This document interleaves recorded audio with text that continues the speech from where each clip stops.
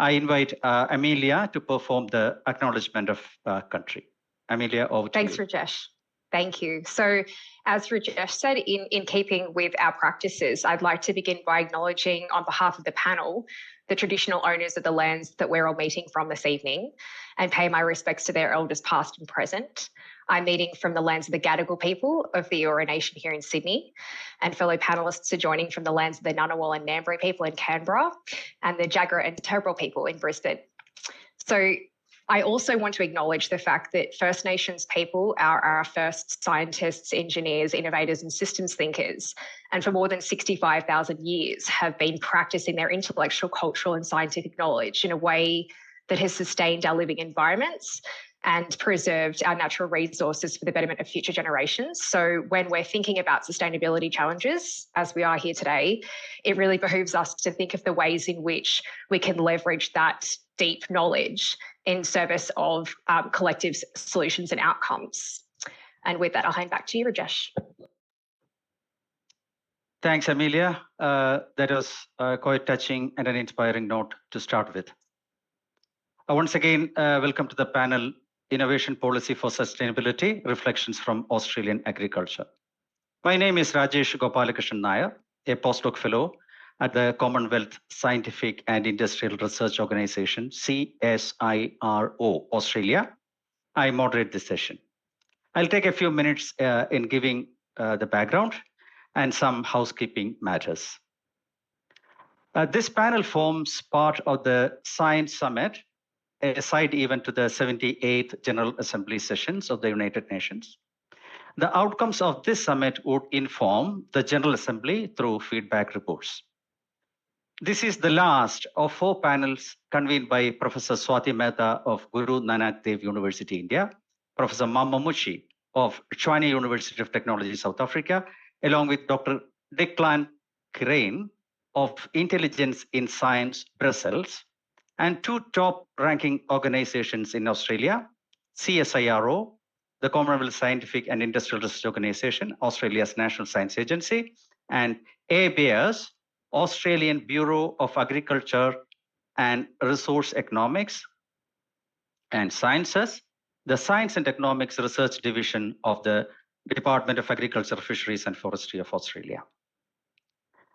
The 3 preceding panels discussed issues related to transforming innovation systems in the Global South in relation to global value chains. So how does this panel on Australian agriculture fit in the set of panels? The conveners hypothesized that in spite of its early high-ranking membership in OECD, Australia might have a role to play in the affairs of the Global South. This is in consideration of its geography, the economy, political regimes, national identity, its agrarian foundations, prominent rural innovation systems, and most importantly, the sustainability challenges the country faces and the lessons that it might produce for the Global South. 200 years ago, Australia was a developing country. Let us take a fleeting look at its plight. I won't take much time. Donald Horne eulogized Australia as the lucky country. In fact, it is the world's envy in several respects, more so Australian agriculture. Historian Bill Gummage called Australia the biggest estate on earth, not the present Australia, but in 1700s, as maintained by the original owners of the land for thousands of years. Amelia has alluded to that. The country had a very rich repertoire of tacit knowledge and a complex system of land management. It was apparently well maintained like a park. That was how the first visitors of this continent saw it, a park. Organized agriculture came with civilization, and it had to pay its cost. Importing European agriculture and its technology was not a cakewalk. There were, and still are, challenges such as some of the driest, most infertile, nutrient-leached soils and a fickle climate. So the transition was not easy. Henry Kingsley, in his 1859 novel, the recollections of Jeffrey Hamlin, called as Australia the working man's paradise. A century later, it acquired the title A Lucky Country. It wasn't luck, but hard work and tough life. Much kangaroo was eaten. Innovation played a crucial role, especially since most of the imported European technologies did not work. Thus, Ted Hensel argues the Australian agriculture has become truly Australian. Even its sustainability issues are purely Australian. A crucial question here is whether its current innovation policy is equipped to guide the sector in the right direction. There is a growing consensus that while successful in meeting short-term incremental goals, its ability to produce transformative innovation needs still remain questionable. This panel brings perspectives from two major Australian public sector organizations aiming to support directed innovation for sustainability.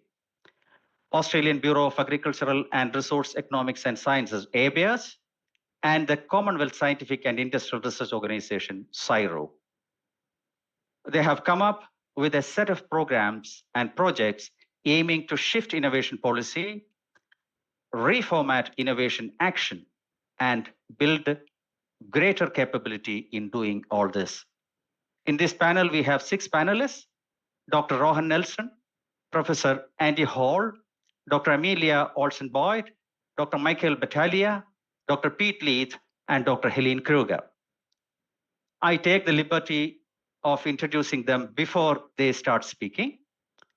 Andy, unfortunately, is not joining today, so we are left with just 5 speakers.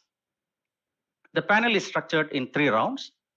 Round 1 will take 1 hour with roughly 10, maybe a little more than 10 minutes per speaker.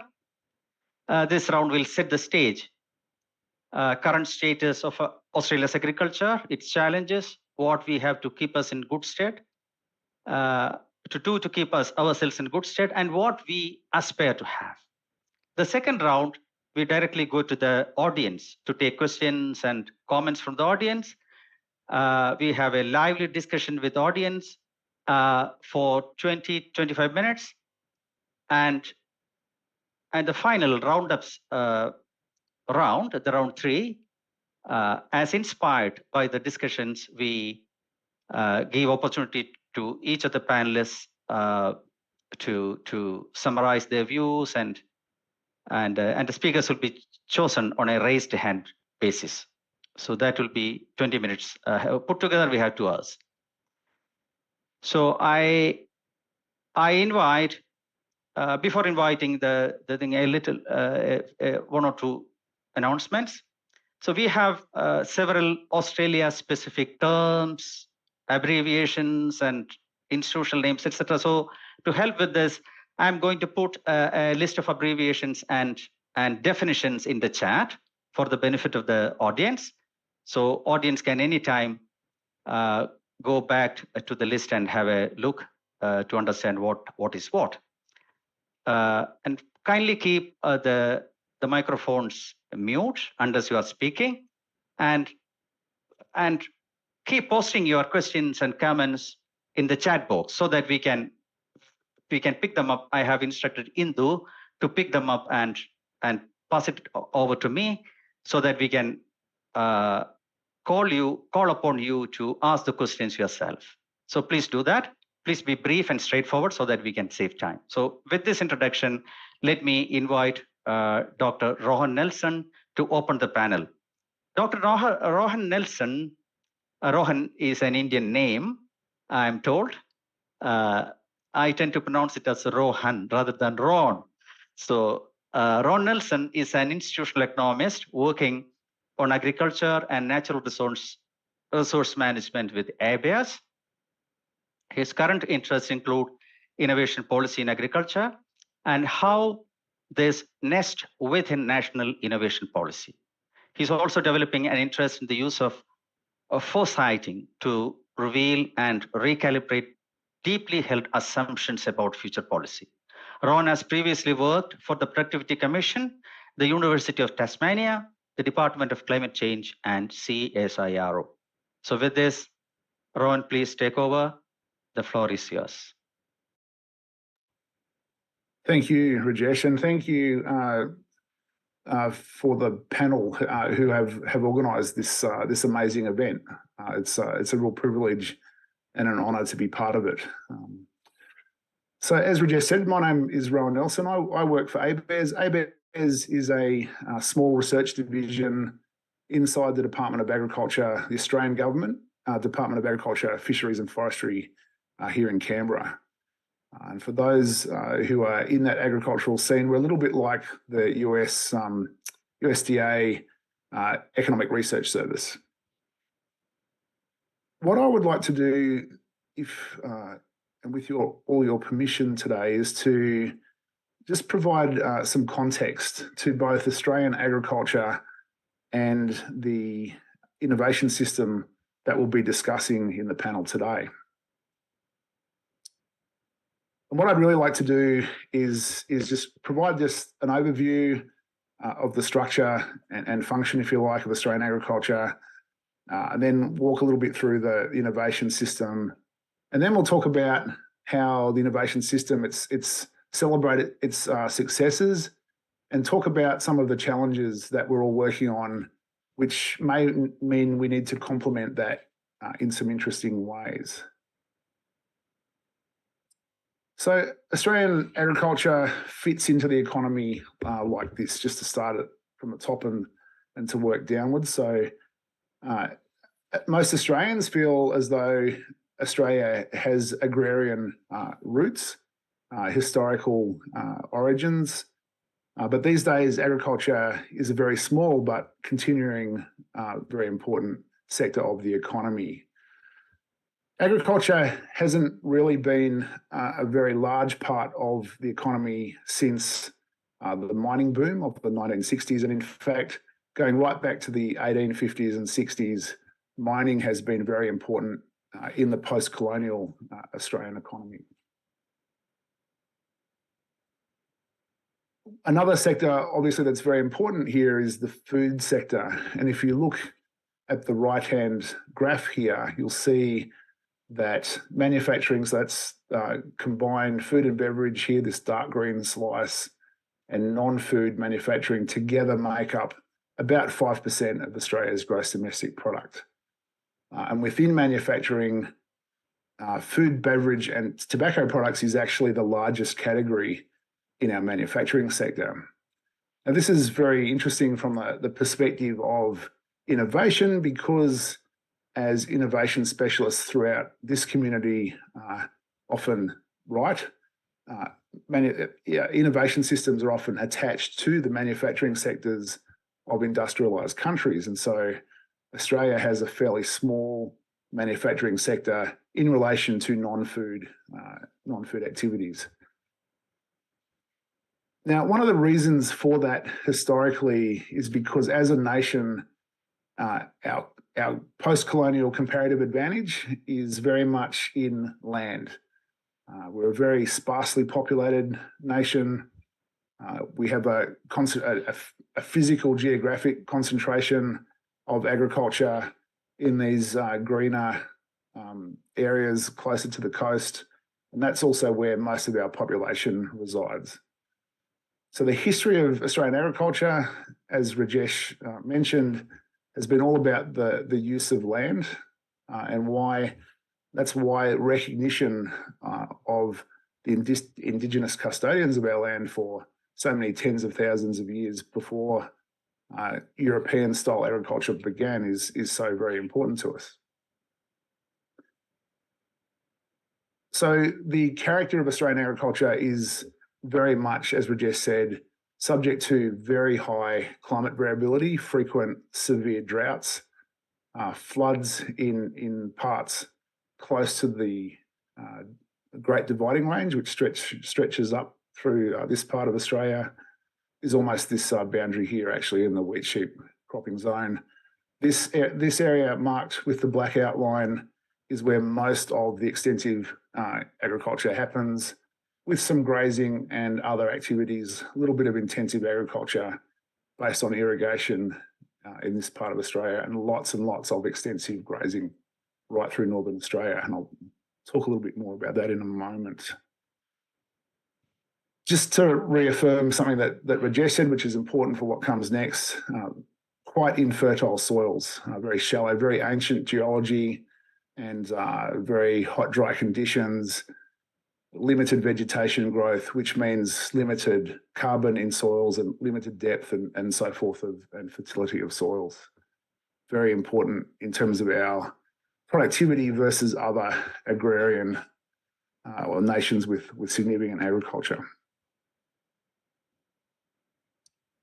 In terms of what we produce, we are broadly split between extensive cropping activities to produce cereals, grains mainly, and livestock production, beef and sheep meat. You see the emphasis is very similar. Wheat is by far our largest production crop by value, followed by beef, and that duality has been in the system for quite some time. We also have some very important intensive industries around the country, sugar, dairy, cotton, fruit and vegetables. Lots of those industries depend on local or large regional irrigation systems, which creates lots of interesting issues in Australian agriculture around competition for resource use, urban, rural competition for water use. And we've had some success in Australia in our largest irrigation system, along our largest river system, in using water pricing to actually allocate and reallocate water to more efficient and higher productive uses. So there is quite a strong role for policy in Australian agriculture that comes from trying to provide a facilitating environment in which resources flow to their highest value use. And that's very important for the context in which we talk about innovation systems in Australian agriculture. Just to show, and I'll use wheat for a few examples here, to show the emphasis on international competitiveness and the limitations of the Australian environment compared to some of our competitors. So pretty much every other major wheat exporting nation has far more fertile conditions than we do. And so you can see that very clearly in wheat. So we have a very extensive, very low input system with a very wide system. So our average wheat yields, I think they're between 1 and 2 tons still, might be pushing up around 2 tons, especially with recent good seasons, but they're nowhere near the very, very high. Oh, you can see it on the graph here, of course. Very, very far below the long winter season wheat varieties that we get in Northern Hemisphere growing conditions, for example. Okay, now just in terms of, we are also a small nation in terms of population, so about 25 million people, and we produce far more food, agricultural products, food and fibre than we consume. And so we export by value something over 72% of what we produce. And you can see that ranges, that is even higher, 85-90% for sugar in some years, down to some other less tradable commodities which are more consumed domestically. But this reliance on overseas markets really shapes our innovation system, because it means that we need to be competitive, and we need to be competitive in world markets with those disadvantages that I was just talking about around the physical productivity of agriculture. We're also, even though world markets are very important to us, we're less important to world markets. So we're very much a price taker in world markets. We're not big enough, our exports are not significant enough next to the volume of world trade in order for us to influence the world price. A caveat on that is that we often export into higher value niches. But we're still talking niches in commodity markets, which are very large and highly contested. So you can see here for wheat, again, using wheat as an example, even though that's our largest export by value, when you look at it from the perspective of world markets, we've been about 12%, we've contributed about 12% of world wheat trade on average going back to 1960. You can see dramatic variation in that time, and at times we are over 15%. But that reliance on world markets, that small economy nature, shapes our innovation system as well. So we're very reliant. Our markets are often too small to justify the kinds of scaling up that go with technologies. We're often a borrower, a purchaser of technologies from elsewhere, as well as generating and selling technologies into that bigger market. In terms of the post-colonial pattern of agriculture, we can really identify three phases. The first of which was very much about pursuing innovation and productivity through area expansion in the colonial period. Following particularly World War II, it started before World War II, but particularly accelerated by World War II. Very much our production, our productivity was driven by technology advances and not just mechanical technologies and the use of internal combustion engines, obviously in machinery. Really, horsepower started to decline after World War I, back here in the 1910s. But what's really interesting for the discussion today is this modern period where the expansion of it, we've basically reached there's not an absolute limit on resources, obviously, but there is a practical limit that we've somewhat reached in agriculture, in which productivity gains have come mainly from reallocating resources to higher value uses. There haven't been new resources to bring into agriculture. We're very much about doing things better with the resources that we have.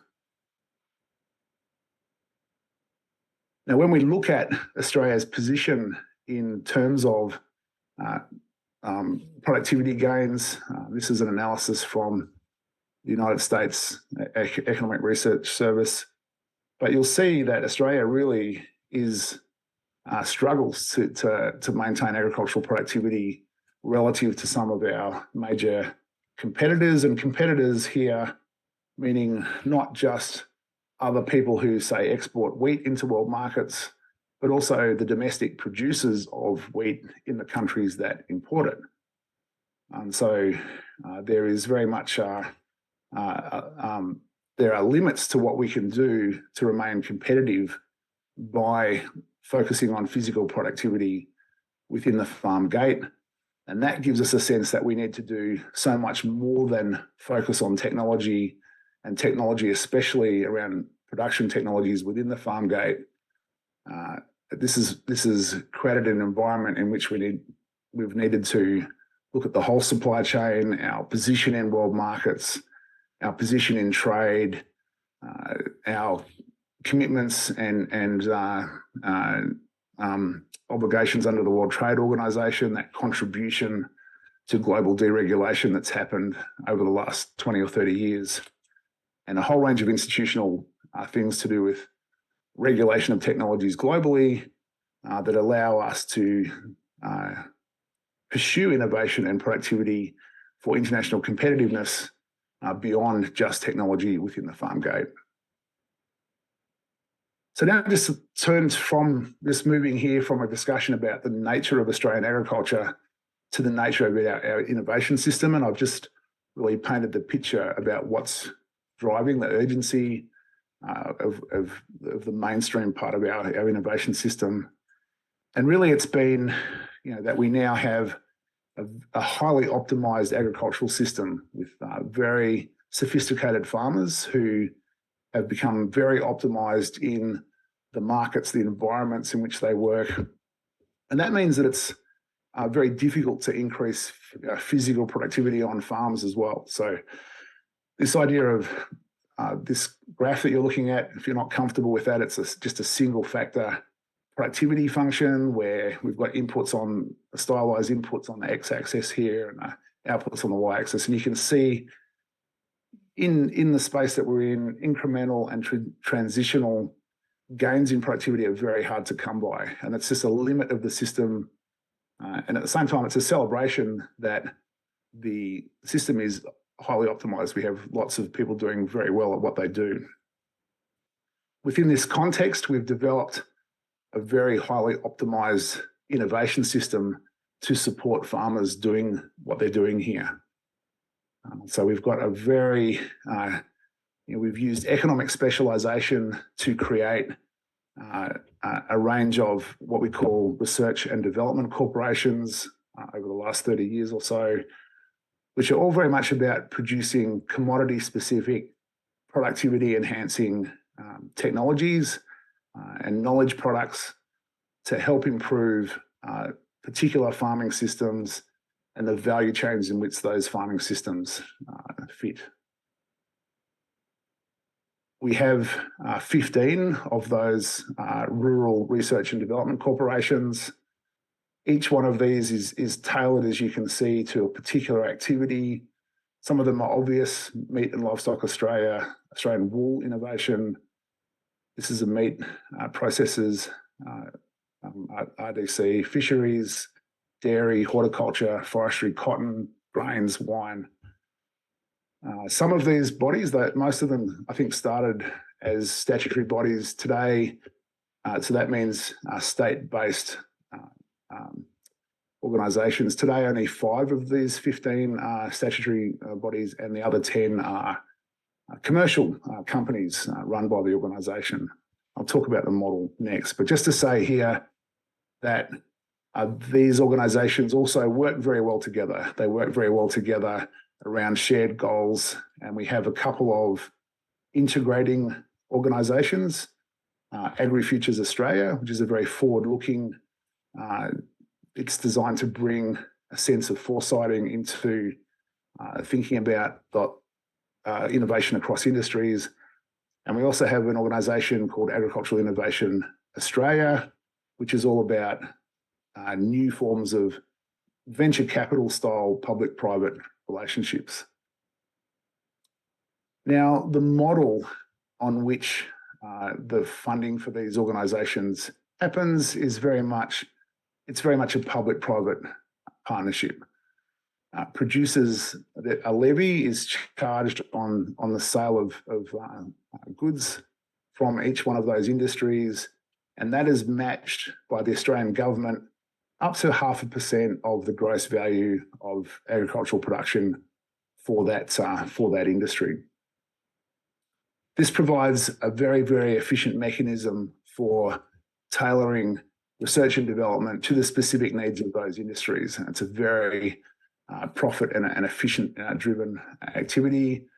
The Australian government works hard to create the facilitating levy environment, the regulation, if you like, of those levies, and the industry itself takes care of prioritising the funding where it can be most effective to increase productivity, maintain competitiveness. Now, we know that this arrangement is really quite effective. We have colleagues in ABARES. Will Chancellor is our colleague who does econometric studies looking at the return on investment through Australia's agricultural innovation system. In a report this year, they updated that return on investment figure and found that for each dollar invested through that system, we get a return somewhere around $7.82. Now that, when we look at the global work of people like Julian Alston and Phil Party, who do these sort of calculations for other countries around the world, Australia and New Zealand come out, round about, in a pretty competitive sense with other industrial nations, with the same kinds of extensive agriculture, and less than developed countries that have much greater productive, a better productive resource base. So what you've seen here is a research and development system that's highly specialised. It's focused on productivity and competitiveness, and it turns out that Australia's whole innovation system, so beyond agriculture, is very much the same. And we actually have something like 200 research and development programs across 13 different portfolios in the Australian government that are all bottom up, very much focused on the productivity and competitiveness of those different portfolio activities. So individual industries, sectors, perhaps, but really economic efficiency over any kind of consolidation. Now, the fact that the thing that's perhaps missing here, and that where this whole conversation today comes in, is that we lack the means of coordinating across these activities for the few kinds of problem. So in this community, I think we're comfortable with the term grand societal challenge, but we're really talking here about increasing pressures on global resources and challenges that I characterise as an economist as being well beyond the reach of any individual industry or sector to solve on their own. And that's not every problem. And it's just for this range of things where there is an extraordinary level of coordination perhaps required to meet these challenges. In economic terms, what we're talking about here is that it's no longer enough to pursue these incremental and transitional approaches to innovation. We're really needing something that shifts the whole productive relationship. It reframes that and changes something fundamentally, the relationship between inputs and outputs, so that we get a different result, a different outcome. Now, this tension, if you like, between the efficiency of sectoral innovation systems focused on productivity and competitiveness, and the need for some issues, some greater coordination, and particularly for public good outcomes. So the competitiveness and the commercial productivity, it's very much private good. There's a profit motive to drive that. For some of these other problems that we were just looking at back, lots of the outcomes here are public good. They're either to do with what economists would refer to as externalities, environmental outcomes, or welfare outcomes that the private sector is simply not able to organise and to capture. What this has led to in Australia is an extraordinary number of reviews of our agricultural innovation system. So this is a list of, I can't remember how many is on there now, 19 or 20 reviews of the agricultural innovation system since 2011, and many more before that. And one of the things we noticed as a community, the community that's bringing this panel to you today, is that these reviews tend to celebrate that these organisations do a fabulous job for the things that they're designed to do, which is to provide tailored research and development for the industries in which they're situated. And increasingly, the concern from these reviews is that ability to coordinate on some issues to achieve some of these more public good outcomes. And there's a real conundrum here, because there's been a tendency, I guess, to criticise the system for not producing those more integrated outcomes, which in some ways is both unfair and risky in terms of perhaps taking away from the fabulous job that these organisations do at producing productivity-enhancing technologies. And so one of the tasks that will come out in this panel discussion is how can we rebalance that conversation? How can we celebrate the fabulous role that these organisations play in serving the needs of particular industries. And what can we do, starting with incremental approaches? What can we do? And this is, we're really, we know that we need to do something else, but we're wondering, we're humbly seeking international advice on what are the opportunities here for coordination mechanisms that might just help preserve the productivity enhancing gains of the system that we have, while extending that to coordination mechanisms that can achieve these public good outcomes.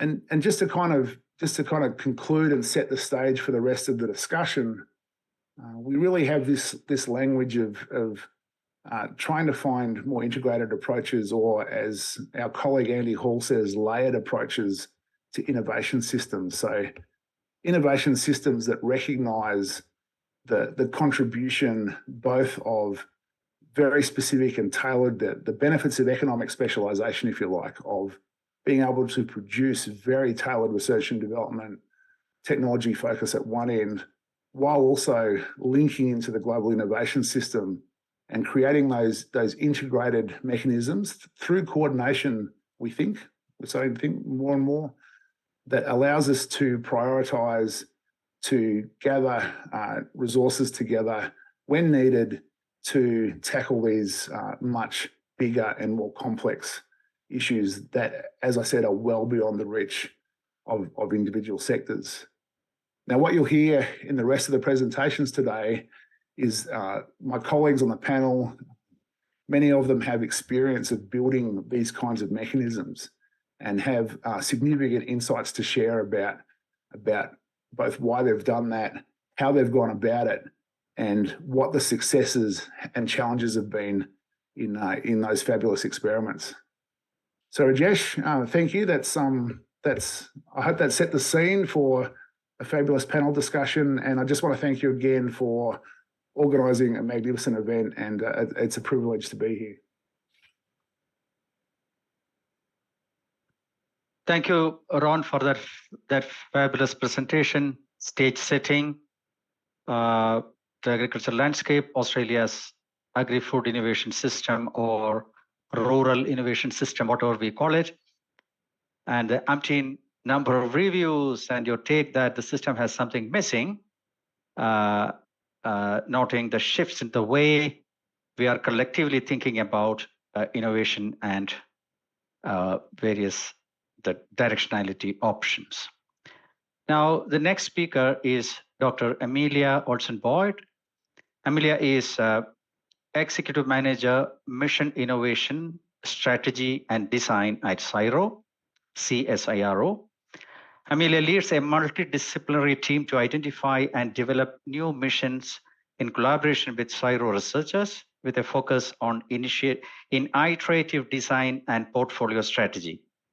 Before joining CSIRO, Amelia helped establish the Entrepreneurship and Innovation Program at the University of New South Wales. Amelia holds degrees in government and international relations and law. Amelia will be speaking about the CSIRO missions in relation to international mission approaches. Missions are key delivery vehicles to coordinate interdisciplinary science capability and in catalyzing new forms of collaboration in the innovation system. So welcome, Amelia, the floor is yours. Thank you, Rajesh. And I have to start by saying you very generously gave me a doctorate that I don't have. I am but a humble innovation practitioner. But yes, I am the executive manager for a missions program at CSIRO. And in that role, I'm really focused on mission-oriented innovation policy and increasingly on practice, because that's an area that I think as the world moves towards implementing missions, what we're finding is there are specific modalities that need to be applied to make this new policy mechanism work properly. So I'm just going to start by sharing my screen, and I'll get you to tell me if this is working.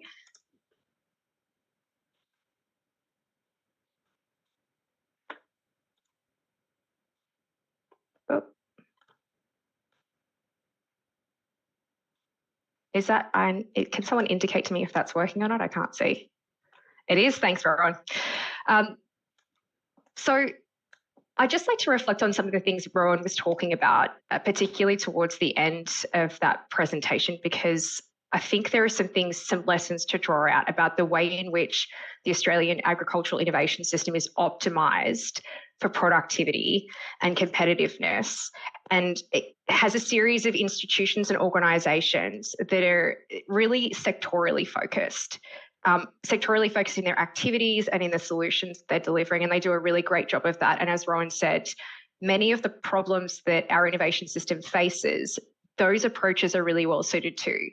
Increasingly, what we're finding they're not well suited to is these really grand societal challenges which have their basis in the Sustainable Development Goals. And so, as you've spoken about, Rohan, there are these mechanisms for introducing more challenge-led directionality into the system, and mission-oriented innovation is one such mechanism. As this slide suggests, what I'm going to be talking to you about is actually the nuts and bolts of how you design, implement, and sustain missions, and some of the lessons that we've learned from the first 3 or 4 years of trying to operationalise this.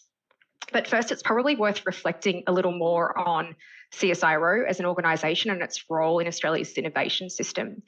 So for those who aren't aware, CSIRO is Australia's national science agency, and it has a very unique role because it has a very unique remit within the system.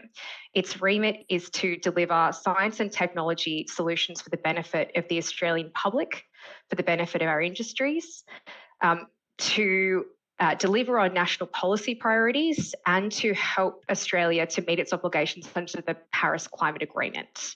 And so because of that very unique remit, we sit at the interface between government, industry, our small to medium enterprises, our research community, and also our broader community of stakeholders. And we're in a position to really experiment with these new policy modalities and to convene different system innovation actors to test whether or not these new innovation modalities actually work in practice. Sorry, I'm just going to move to the next slide. So what are missions? For most people, when we think about missions, we're probably thinking about the Apollo manned spaceflight missions of the mid-20th century.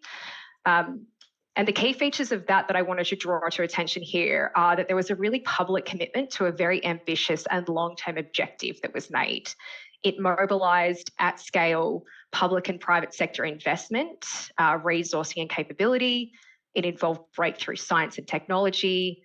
There were really innovative new ways that organisations themselves had to operate in order to deliver on this solution. I think that's particularly interesting and also something that gets lost in the narrative. And I think not least is the inspiring storytelling that helped to carry the collective imagination, because we have to think about these missions as being really long-term sustained efforts that need to sustain political consensus and the goodwill of the public for a decade or more. So that storytelling piece, I think, also gets lost, but is critically important. As impressive as this feat of going to the moon was, it's a science and technology challenge that pales in comparison to the complexity of the challenges that we face right now on Earth. These challenges are characterised as being wicked precisely because of their interconnectedness, their contestability, and the sheer scale of them. So whereas missions were once described as big science for big problems, they're now far more than just scientific endeavours, and they actually encompass all of societal action. And so that makes them far more complex to mobilise, precisely because the number of system actors who need to be involved is far greater. There's no one definition of what a modern mission looks like, but this is the one that we use at CSIRO: a coordinated portfolio of science, technology, regulatory policy, socio-technical activities, and also innovation practices. It aims to deliver scaled solutions to societal challenges while improving how the innovation system functions. And I think that second part gets lost. So we talk about them being very challenge-led, but actually it's really important that we pay attention to the ways in which they're catalysing a greater capability and capacity within the innovation system that will help us to absorb and respond effectively to challenges into the future. The challenge of decarbonisation, the challenge of reversing climate change and halting biodiversity loss will not be solved within a single mission's lifetime. There will be multi-decadal efforts that will require sustained effort, and so therefore our innovation system actors need to be mobilised and capable of absorbing increasing shocks.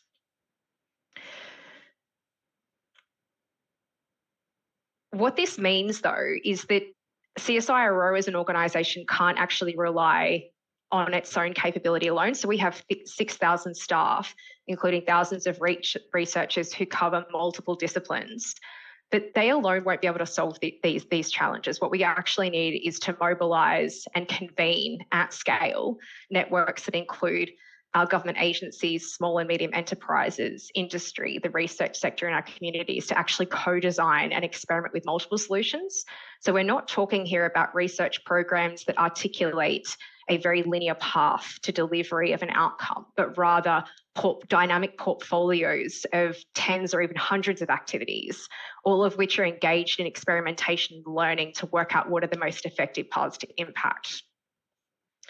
To do that, it helps to have a shared understanding of the design parameters of what we're actually collectively co-designing.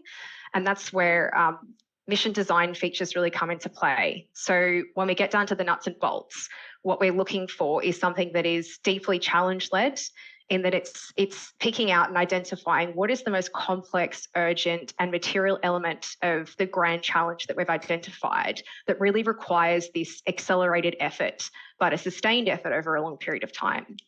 Then we need to look at the time-bound specific objective, and one that has the consensus that it can be shared by all actors. We're really focused on outcomes.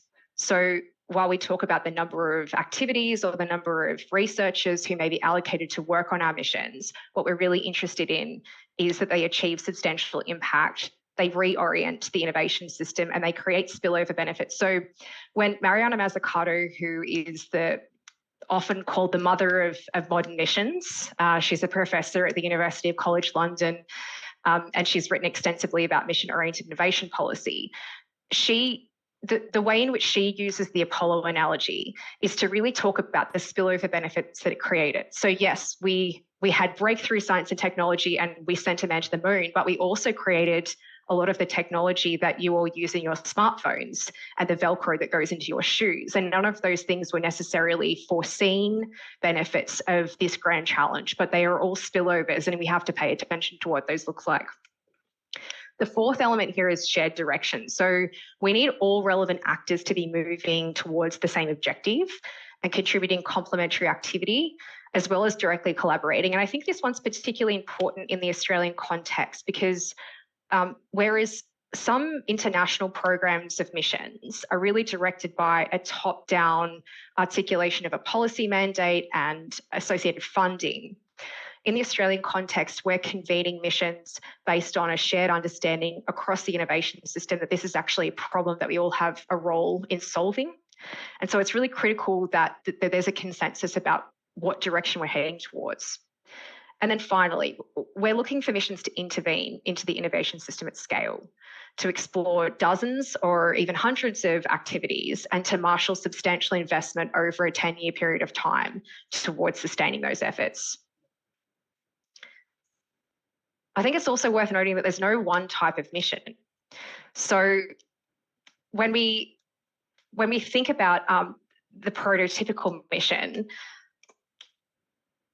we're thinking about something that that doesn't really exist anymore. These things are very context specific, and so what we see is this articulation of a series of principles that Mariana Mazzucato and others have advanced being applied in a very context specific way. So it may be something as scaled as the national industrial policy or as localised as a series of activities by a local council to make urban living more comfortable and pleasant. And it really depends on what problem you're trying to solve and at what scale. But CSIRO's missions, broadly speaking, we use this typology of missions because it helps us to situate a portfolio of 13 very diverse missions dealing into very diverse challenges on a spectrum that helps us to understand what kind of governance and coordination is going to be required to execute them. And really, there's a direct correlation between the governance and coordination that's required and the level of behavioural change that's required as part of the challenge realisation. So just to make this really concrete, I thought I'd give you 2 examples of our ag missions. The first one being our future protein mission. Now, our future protein mission is seeking to catalyse a new industry. It's making more valuable products from more of our animal protein rather than discarding substantial parts of the animal. It's creating new value from plant proteins through novel production processes. And so effectively, it's trying to catalyse a new industry. It's creating the enabling conditions for innovative new startups and SMEs, investing in the high-tech infrastructure, for example, around precision fermentation, and accelerating the transfer of new technologies into commercial outcomes. So if we pop back to the previous slide, what we see is that's really sitting in this category of missions that's trying to bring knowledge through to application. It's accelerating the delivery of those solutions at scale into the system. By contrast, if we look at the drought resilience mission, the drought resilience mission is seeking to reduce the impacts of drought on farming and regional communities so that a life on the land continues to be a viable option for Australians, even in a warming world. This requires a more comprehensive set of interventions to address the challenge from several angles, including paying really close attention to the sociocultural drivers of resilience. And so we see that really clearly reflected in the fact that this mission has chosen 3 areas of intervention: on-farm innovation, regional resilience, and policy enablers that are very much more transformational than, say, those in our future protein mission, which are really looking at this industry build, the economic outcomes that can be achieved as a result of this industry build. I'm just going to briefly step you through how we design missions, because this is a thing that we get asked all the time. And so the SDGs are really a foundational framework in our thinking, but CSIRO as an organisation actually has a challenges framework that covers the 6 challenges that the organisation has identified where science and technology has a critical role in catalysing solutions. And so those are listed over there on the left, and you'll see that food security and quality and resilient and valuable environments are among those, and they're ones that our agricultural missions play heavily into. Then we have to identify this really complex, urgent and material problem. And we have to do that in a way that's, I would say that this is the step where most frequently we have people with subject matter expertise who believe before they enter a room that they hold a shared view of what the problem is, like what the nature of the challenge is and how to best solve it. And invariably, when you get them into a room, that turns out not to be the case at all. And there's this real diversity and nuance in how they understand what problem it is that they're trying to solve. And so we need to build a consensus about that in the first instance. And then we need to express it really simply. So we talk about the bus stop test. If you were sitting next to somebody at a bus stop, how would you explain what the problem is that you're trying to solve and how you're going about solving it? Because as I said before, there's an element of missions that's really about capturing the imagination of the general public. This is, as Rohan said, science and technology for public good. And so they're a key constituency in all of this, and we have to make sure that the way that we're communicating what we're doing is real and material in their lives. So once we've worked that out, and that's no mean feat and can take quite a substantial amount of time, we then start to convene our stakeholders, and we do that internally using CSIRO's existing capability. But then we also start to build, using those stakeholders in the innovation system that I mentioned earlier, new kinds of networks of collaboration. And this helps to solve one of the other problems that Rohan was talking about, which is this issue of where you have an innovation system that's highly optimized and specialized, but where the drivers for collaboration don't exist. This can actually create a mechanism, because what it allows you to do is to situate a series of activities under an overarching strategy. And so this is where we move into this thing about the experimentation of the portfolio. So missions are dynamic portfolios of activities. We can draw down on CSIRO-led projects. We can incorporate projects that exist already in the innovation system that need to be given some directionality. And then we can also work on joint projects. And that's one of, I think, a fruitful area for future consideration. And maybe Michael will speak a little bit about that in his session. And then finally, when we start to look at scaling up, this scale up phase means incorporating new system actors, new interventions, new activities. It's not about a implementation bias. It's not about a set and forget approach to the challenge that we're trying to solve. So I think if we return really briefly to the example that I gave before of the Future Protein mission, in terms of lessons that we've learnt, what we see is that the mission objective is expressed in terms of an economic objective. It's talking about a $10 billion of additional export revenue that will be achieved by 2030. This is in some ways a reflection of the fact that we have built this plane while we're flying it of missions, and it's very much one of the program design being built up as a result of reflective practice. So we've thought about what we're doing and we're trying to make sense of it. And in doing that, I think we've surfaced the ways in which we can focus more fully on the social and the environmental dimensions, as well as the economic dimensions of what we're trying to solve. So if we think about that mission, what we're now doing is a very deliberate redesign process that all of our missions go through as they scale up. We put them through a design sprint, we do workshops, we externally test and validate whether or not their strategy is the correct one to solve the problem. And in doing so, I think optimize for these sustainability impacts that we're now seeking. And that's part of the journey of maturing our missions. Because central to the premise of mission-oriented innovation policy is that the pursuit of economic, environmental and social objectives don't necessarily have to be in contradiction with one another if we design our innovation policies well, and if we enact them in a really inclusive and deliberative fashion. And so I would just like to finish up by showing you our portfolio of missions. This is all 13 of them, and you can see that they span all of our challenges, in addition to some enabling programs that really span their subject matter. And then invite you, should you be interested in learning anything more about either our individual missions or about our program design and philosophy, to take a look at our website. And with that, I'll hand back to Rajesh. Thank you.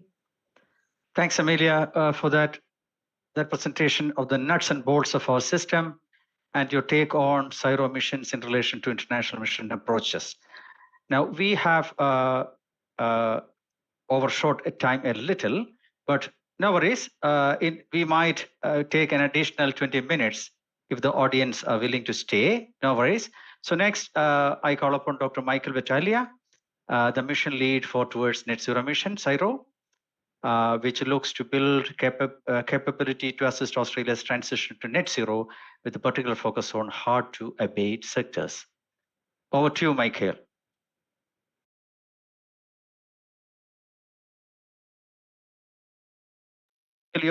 Please unmute yourself, Michael. Please unmute. Thanks, Rajesh, and thanks, Rohan and Amelia, for the introduction to where I want to set the scene with you.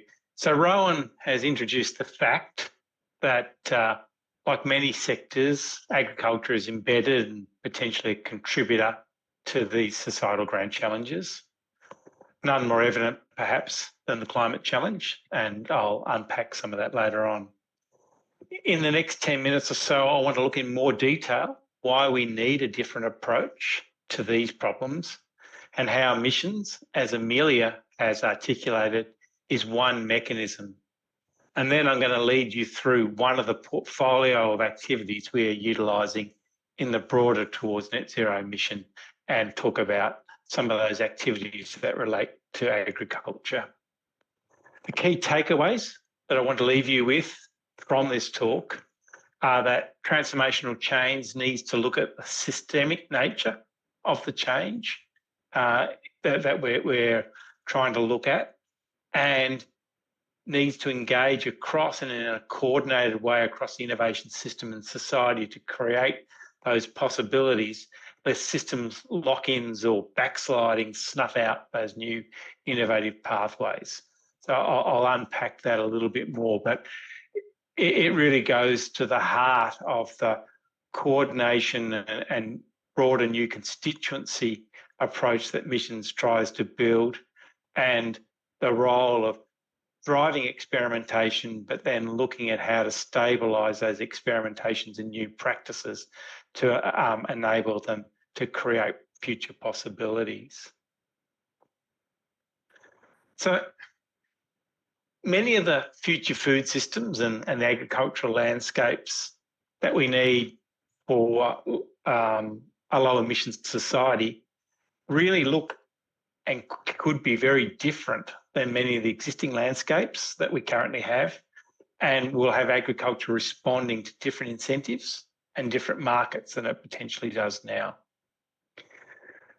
Those configurations potentially could be linking energy economies, natural capital markets, new forms of IT and Internet of Things, new enabling infrastructure such as renewable energy infrastructure or liquid fuel production facilities and distribution and so on. Those changes are not bounded by traditional farm gate agriculture and in many ways transcend the traditional portfolios, lest we even say silos, of government and research and development portfolios and investments. These are problems that the existing structures, as Rohan alluded to earlier on, are ones that we're not well configured with to deal with. We've set up the existing structures around an existing set of priorities and challenges. When we look to these other challenges, these new configurations of land use, different cross-sectoral engagements, great possibilities, we're not well set up. But has often been observed, and most recently, Conti 2021 in Global Food Security, co-authored with Andy Hall, who's not here. And I just want to say that doing this gig without Andy Hall is a bit like inviting you all to a Rolling Stones concert without Mick Jagger, but we'll live with that. So it's often been observed that agri-food systems and you know many systems are really resistant to change, and that recent paper really runs through 6 factors that individually can impede transition or transformation that each need to be overcome, lest any one of them pull the system back to the old state of equilibrium. And so I'm just going to run through those just so we set the mood a little bit and try and give you examples in relation to low emissions agriculture challenge. So dominant technologies can persist even in the face of better technologies, and that can be because you know they're more familiar. It can be because we've got the means of production for them, because they're an existing set of incentives around their use. For example, we know that average tractor life in Australia is 15 years, and we already know that that presents problems for fuel switching in agriculture to other forms. The second factor, institutions can create misaligned incentives. For example, warranties around tractor engines can be voided if there's more than 10% biofuel use blended into mixes, creating a disincentive for fuel switching.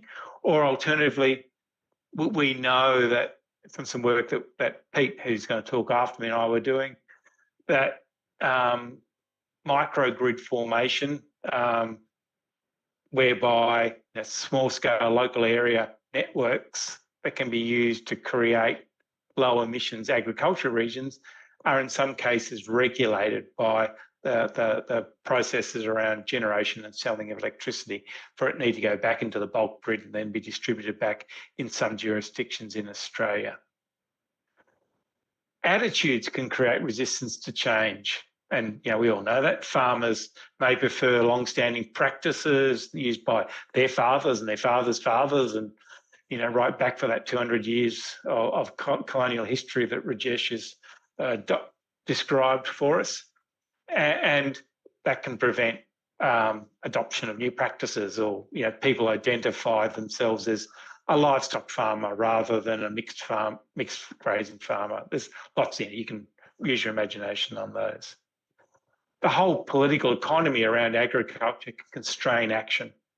And this has been quite in the fore in Australia, where the conglomeration of power along supply chains by a few large supermarkets and matched by the consumer expectation of low-cost food can drive for this highly optimised system that drives for production efficiency and low-cost food, perhaps at the expense of other dimensions like sustainability in agricultural systems.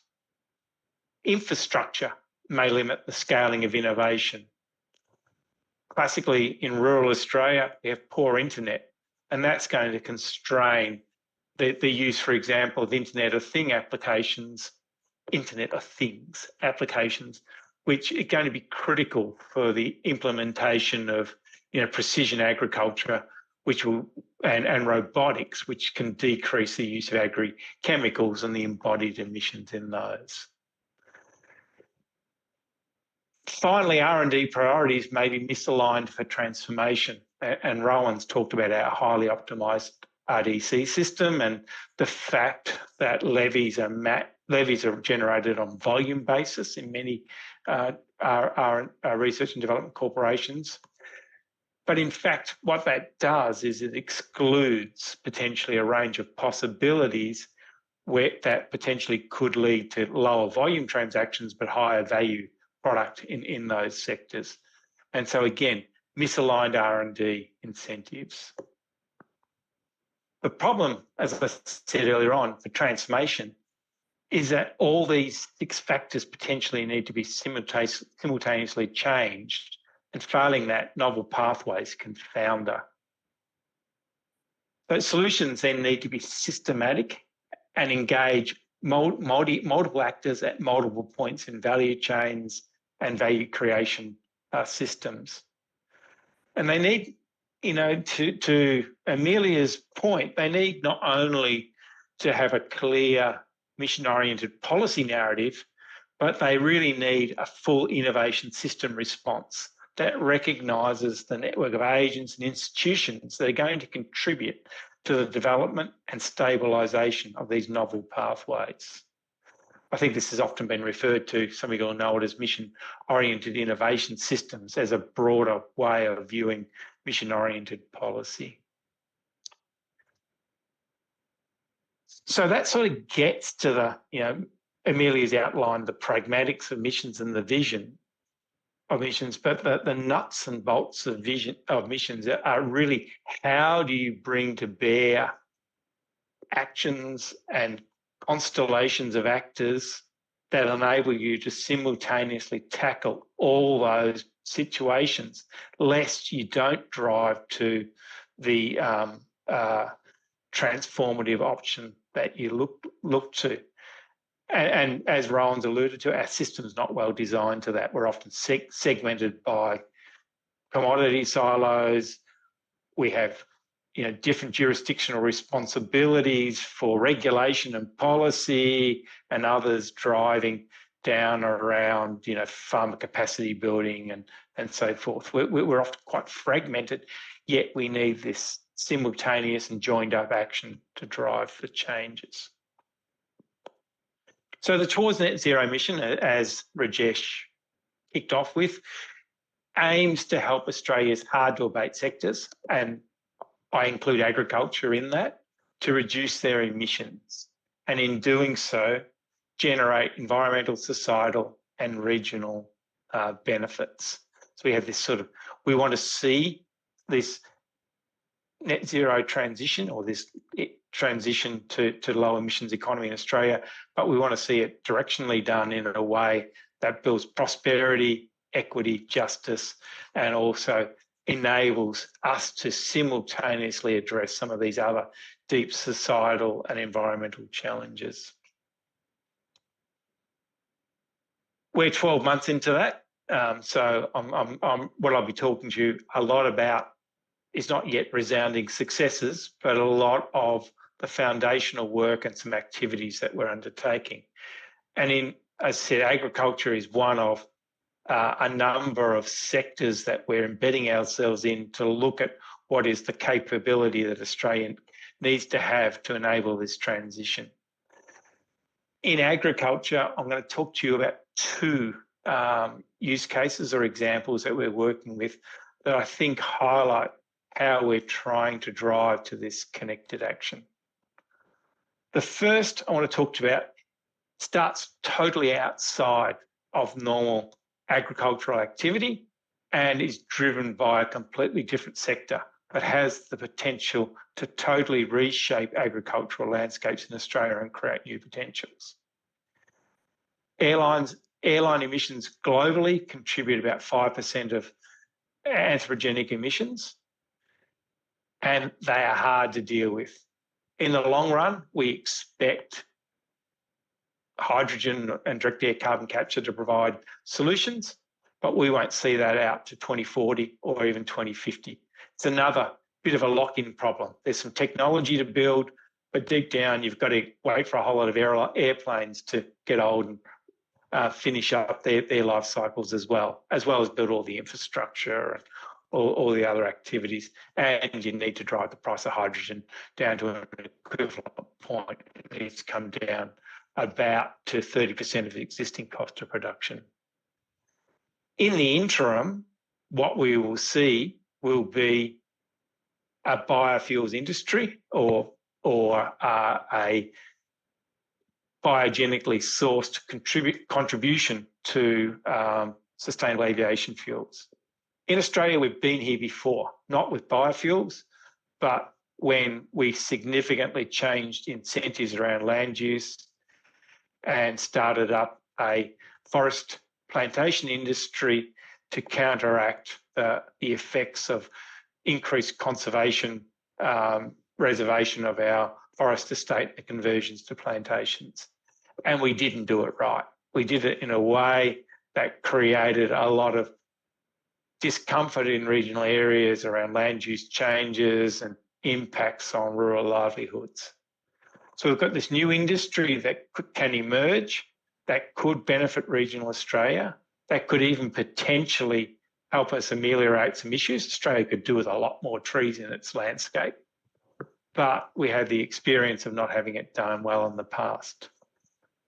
But the solution here doesn't sit in agriculture, it doesn't sit in the airline sector, it doesn't sit in policy, it doesn't sit in finance, but it needs all those sectors to come together, and it needs a whole range of science and technology mobilisation to support and connect those sectors in actions.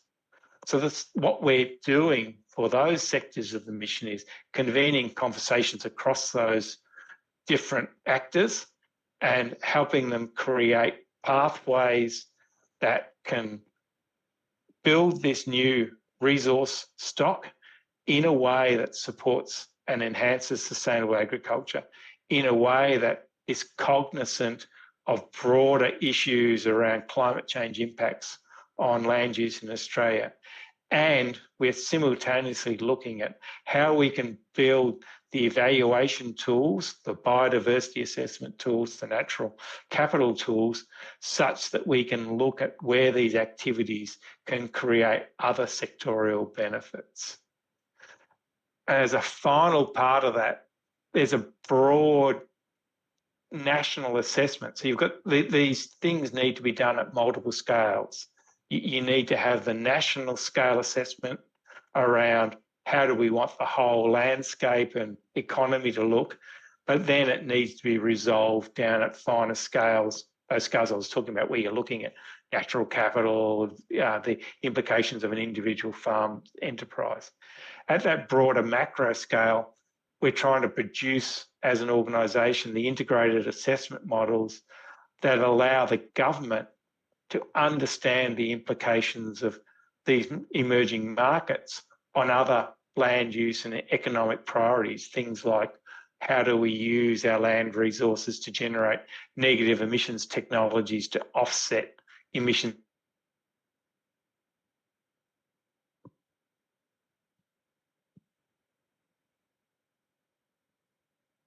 in other sectors? How do we recognize agricultural commodities as a growth sector in the economy? So that's the first example. Is my internet going all right? I'm just getting messages saying it's unstable. That's good. The second problem we're trying to address is this problem of low adoption by farmers of existing known low emissions agricultural technologies, and the fact that deep knowledge of how these might be put into practice needs deep farmer scientist engagements. And so one of the things we're trying to do is bring together a consortia of industry bodies, state agencies, data ecosystem providers and research agencies to build a program that looks at farm experimentation of low emissions practices and to enable the digital greenhouse gas data ecosystem in a way that'll unlock farmer value, with a vision of creating and enabling 80% of grain growers and advisors to actively be monitoring and managing greenhouse gas emissions in the next decade.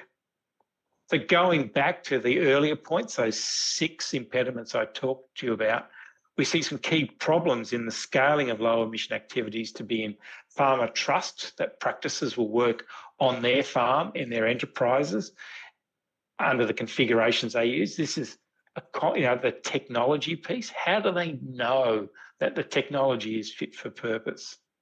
That they know what best practice performance looks like in their area, and that they're embedded in a set of expectations that's attainable, that's part of their contribution.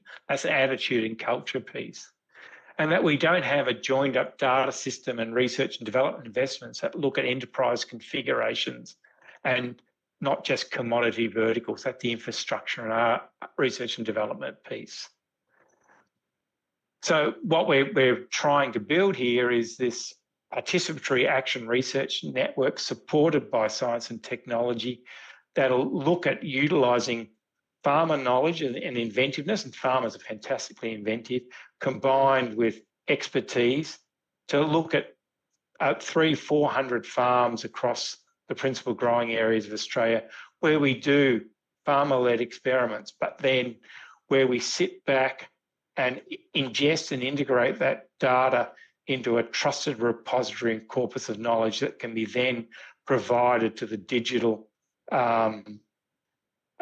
greenhouse gas community to produce new services, commodities, credentials that then can drive through supply chain value creation. And we'll do more than that. As part of the program, we'll start to deliberately bring through use cases that demonstrate how that value is created so that there are working exemplars that build that trust in that future market. So, and then as a broader part of that, we're working with the states and some of the large corporates, and we'll unlock significant estates where we'll stack multiple types of practices in enterprise scale activities, not just the farmers testing one practices, and we'll try and bring in technology providers like John Deere and tractor providers to start to look at how we can create whole of agriculture system opportunities. So 2 scales of activities. The first around new industry builds and how do you build a constituency around that.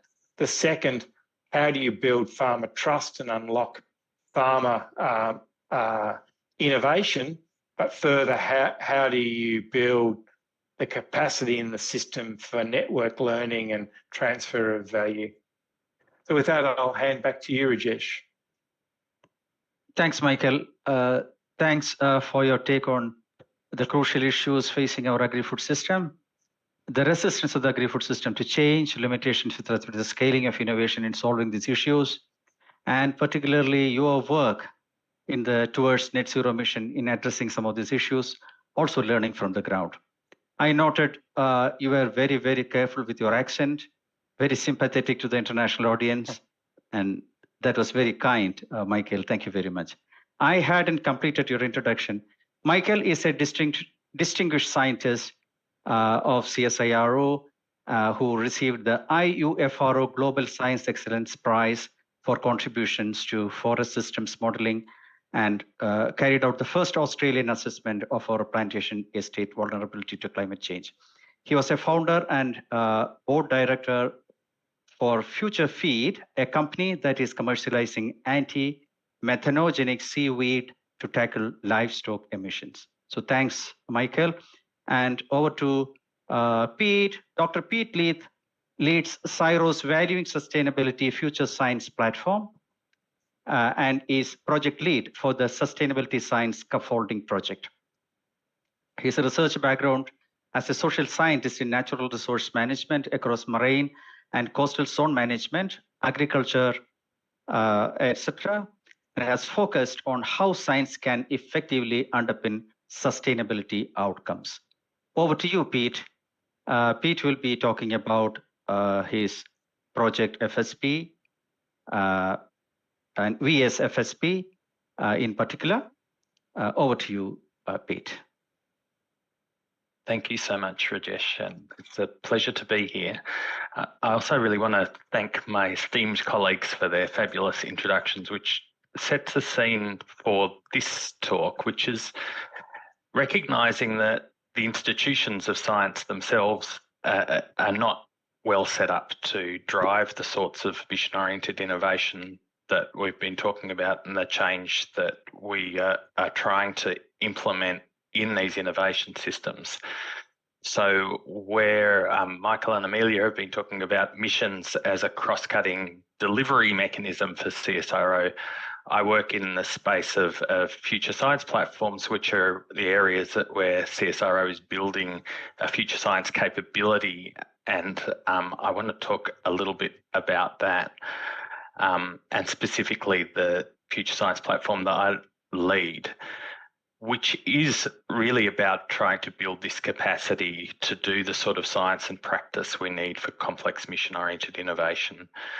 How do we build this capability to drive sustainability systemically and very much to address the sorts of constraints that Michael has just been talking about?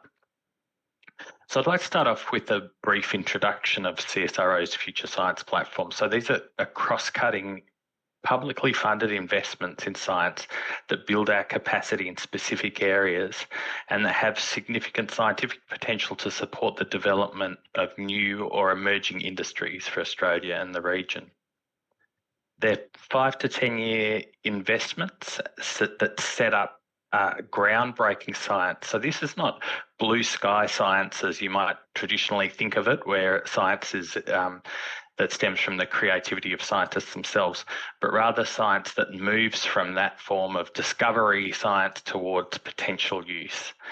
They're necessarily risky scientific investments, and much of the science is hard or untested.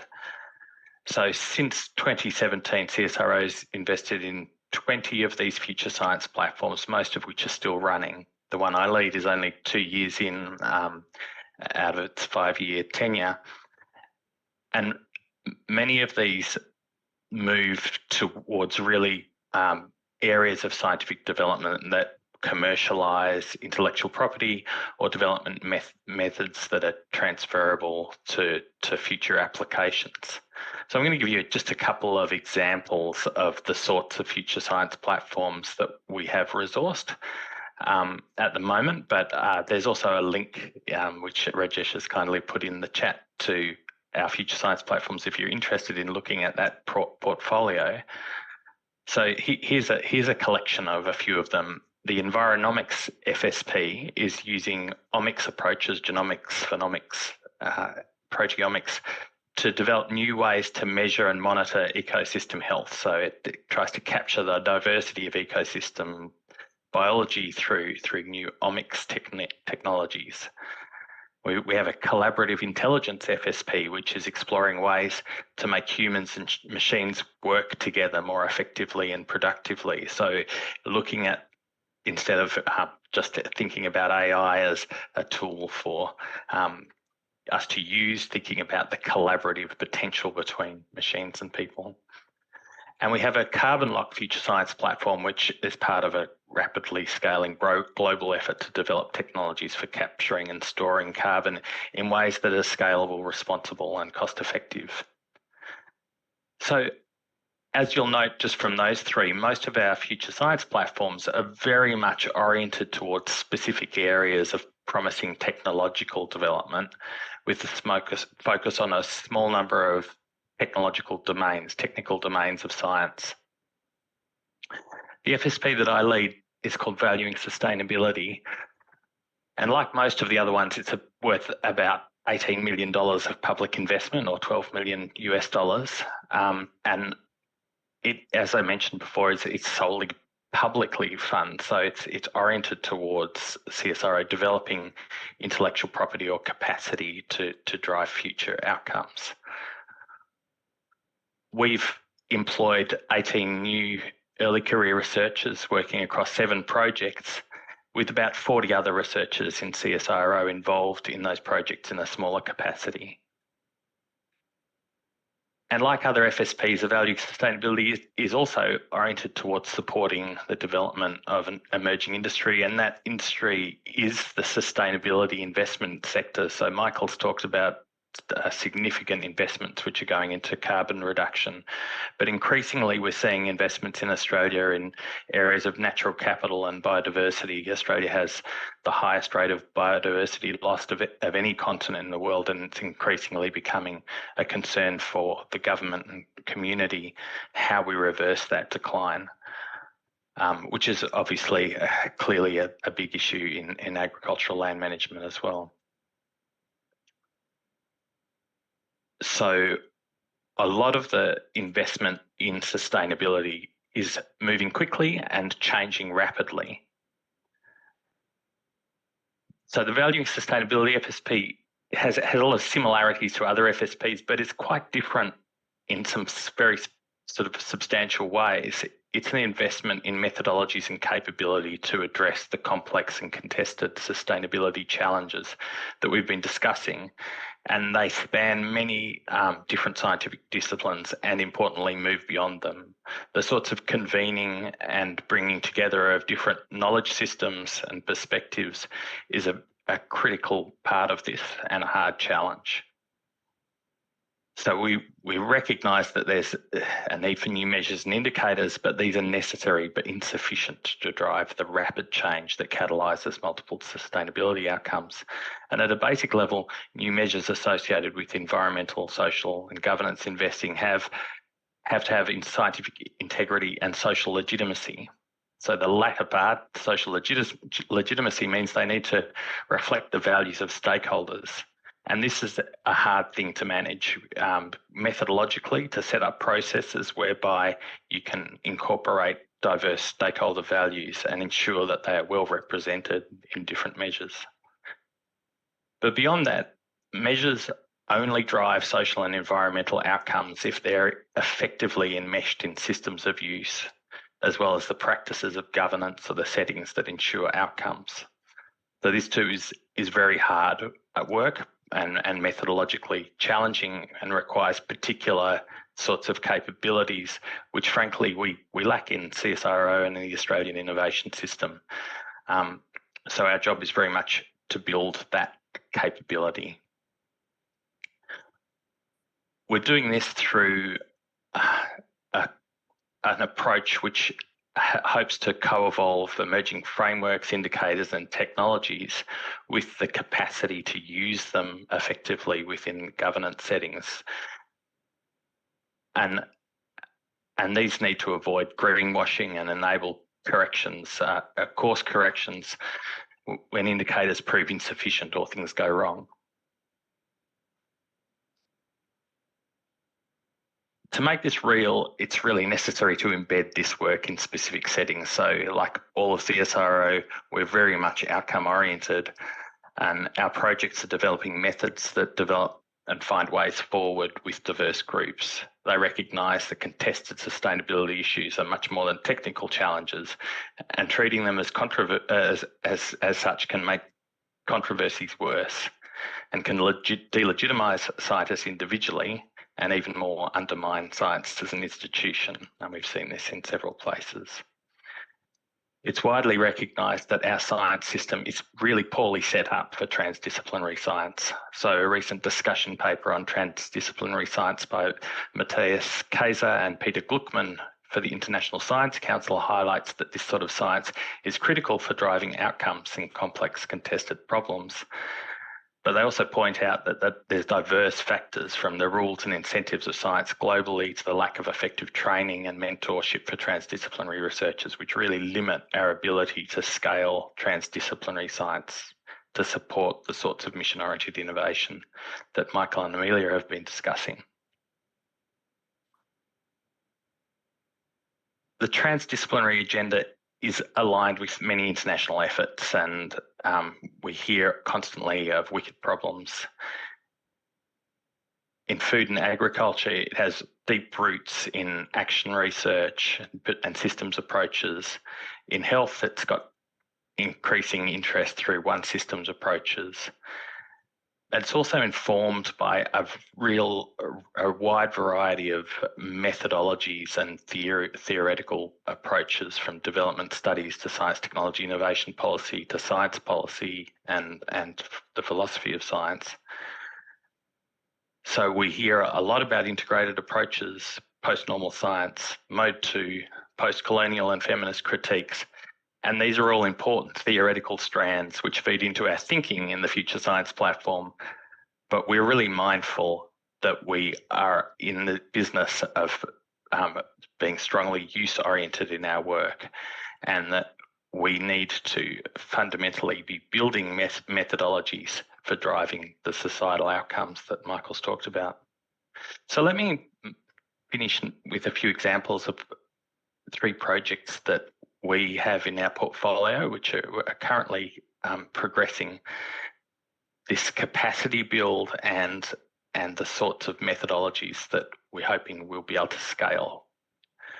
So our local provenance project is focused on developing robust social indicators that can ultimately inform environmental, social and governance or impact investing. This is a huge and growing area, and there's major concerns about the integrity of measures and the surety that investment drives claimed outcomes. The local provenance project is looking particularly at the sorts of jobs and livelihoods that stem from investment in natural capital, and using a social intel dashboard to draw together and visualise diverse data and engage with diverse stakeholder groups to build a granular understanding of how social outcomes are valued and built within regions of Queensland. This work's helping to refine indicators and practices that are used by the state government to monitor outcomes, but it's also building methodologies for wider implementation with CSIRO and our partners. Our functional ecosystems project is trying to develop new lead indicators of ecosystem function that can be used to inform decisions and drive positive ecosystem outcomes in finance sectors and land management. To date, most measures of soil health, for example, are retrospective. They don't tell you much about the direction the system is heading. Similarly, is the case with above ground biodiversity, and this project's exploring the possibilities of using these lead indicators to support nature positive futures. So it's building on work, international work and frameworks from the Intergovernmental Panel on Biodiversity and Ecosystem Services to combine these with cutting edge soil and ecosystem science around indicators. But again, the critical component here is working within the context of land decision makers and investors and creating tangible objects which, around which dialogue from diverse knowledge rights and stakeholders can fruitfully progress. Finally, our Resilience Plus project is looking at interactions and trade-offs between resilience and sustainability in fisheries supply chains. So in supply chains within fisheries, there's often shocks which cause rapid changes in the way supply chains are organised, and these can have sustainability consequences. And we're trying to understand how these trade-offs work and where the synergies and benefits are, as well as the major risks for those supply chains. And then working with those supply chain actors to understand how we can better manage those trade-offs and risks. So each of these projects is developing approaches that use specific targeted objects and methods to work within a context to progress scientific and societal goals together, building credible science through legitimate processes and relevant information to move much faster towards sustainability futures. Unlike other FSPs, which have a more technological pipeline view of change, our view is much more around building methodologies and capacities with purpose to drive societal outcomes. And as I said in the outset, this is really a challenging area of science and one that CSIRO needs badly if it's going to implement missions into the future. One of the projects we're working on is also with ABARES, and Heleen is now going to talk about this, I believe, so I'll pass on, finish there. Thank you. Thanks, Pete, for that wonderful articulation of building the science capability through future science platforms and your work with valuing sustainability FSP and agriculture and natural resource management through your 6 projects. One particularly, the one with ABARES to construct a new innovation policy narrative to drive sustainability through a co-production process, is connecting well with our last speaker. So far, we have been listening to the background of the sustainability issues and the institutional setup that Australia has created to address them. Now we are going to listen to the cream of this panel that is about an experiment we are engaging with the policy through a highly participatory manner through co-production to create a new narrative. Our next speaker is Dr. Heleen Kruger. She's a social scientist who works in the social sciences team of the Australian Bureau of Agricultural and Resource Economics and Sciences, that is ABARES, within the Australian Department of Agriculture, Fisheries and Forestry. Before joining ABARES, Heleen had worked on on-farm quality assurance and food safety in the Australian pork industry and rural development in developing countries. Heleen has been investigating the social and institutional aspects of Australian agriculture for more than 15 years. Over to you, Heleen. Please, the floor is yours. Thank you, Rajesh.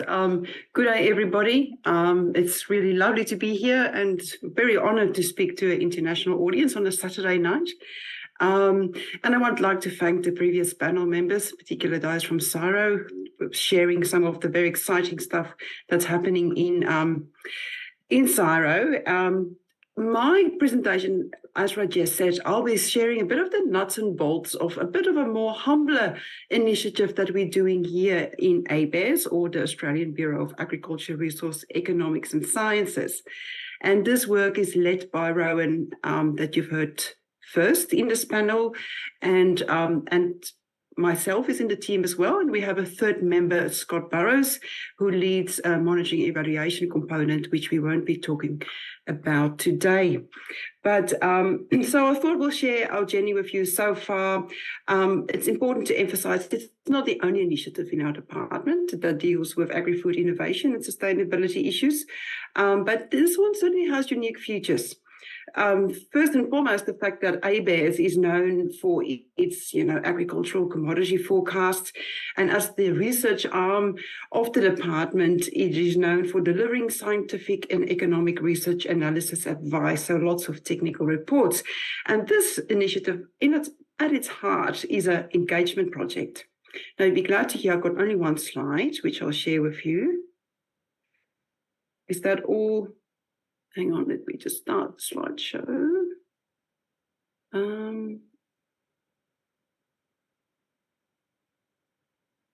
There we go.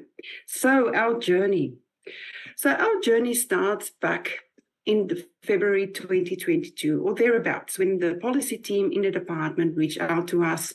They wanted different bits of advice on things related with agriculture innovation.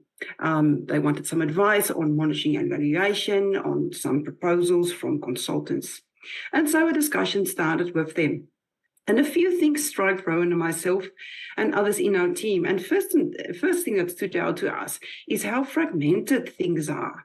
First and foremost is that even though as you've heard, there's a lot of attention being given over the years to productivity, but also more recently, attention has been given to sustainability. But these things seem to not really connect well, especially when it comes to grand challenges, those multi-level complex issues that require concerted efforts by various actors in the public, private and non-profit areas. What we also found is that agriculture is not well integrated in a national innovation system. There's not, as strong as coordinated effort around these sort of grand challenges such as climate change as we would have liked to see.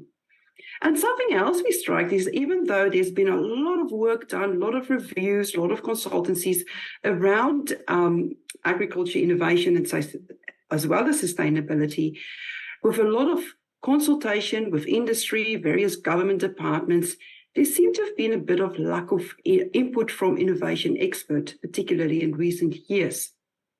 So in these conversations with our policy colleagues, we also learned that it's quite a sensitive space, that as you've heard already today, that the narrative in the space around agriculture and sustainability issues has become quite negative, backward looking. There's a tendency to blame these industry rural development corporations for things that they were never set up to do. So we suggested to our policy colleagues that we start conversations with experts. After all, we had Andy Hall, that many of you know, literally 2 blocks from where we work, as a world leader in agriculture innovation systems. So we reached out to him, we made contact with Peat, and through them, we also met Rajesh. And it was, we were quite pleased to learn that they already had a lot of interest in this space and was also looking in how things could be improved. So an informal collaboration started with them. So our discussions with experts started. And the CSIRO colleagues were the first people, but since then we've also reached out to many other experts from universities, both in Australia and overseas, also with other people in key stakeholder organizations in agriculture. We've since also learned that there was the connection between agriculture and food wasn't as strong as we would have liked to. So we've also reached out to a lot of people in the food sector. And I think something that stands out from these discussions, they've been all by and large really positive. And I think it comes down to the fact that we've really approached them as quite humble. We've framed the issues quite constructively and showed an absolute willingness to learn.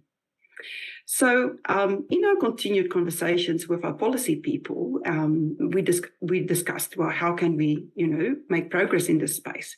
And one thing that stood out to us is that, like Rowan said earlier, so many reports have been already produced in this space, technical reports, work, roadmaps, reviews, you name it. If we're going to do what ABARES always does and just produce another technical report, it will probably just end up on the pile of the many others. What we really need is legitimacy. So we decided we need to continue our conversations with experts and build a community of practice. Do that for 2 reasons: to open up a space for constructive dialogue that isn't happening enough, at least, as well as to build that legitimacy. So there is ownership, wide ownership throughout the system when new things are being introduced, and that it's taking people on the journey and that they contribute to that journey. So we launched our community of experts. It's an ongoing project. We're still talking to people, we're still inviting people to join. But we kicked it off in February this year. So as you can see, it's all still very new.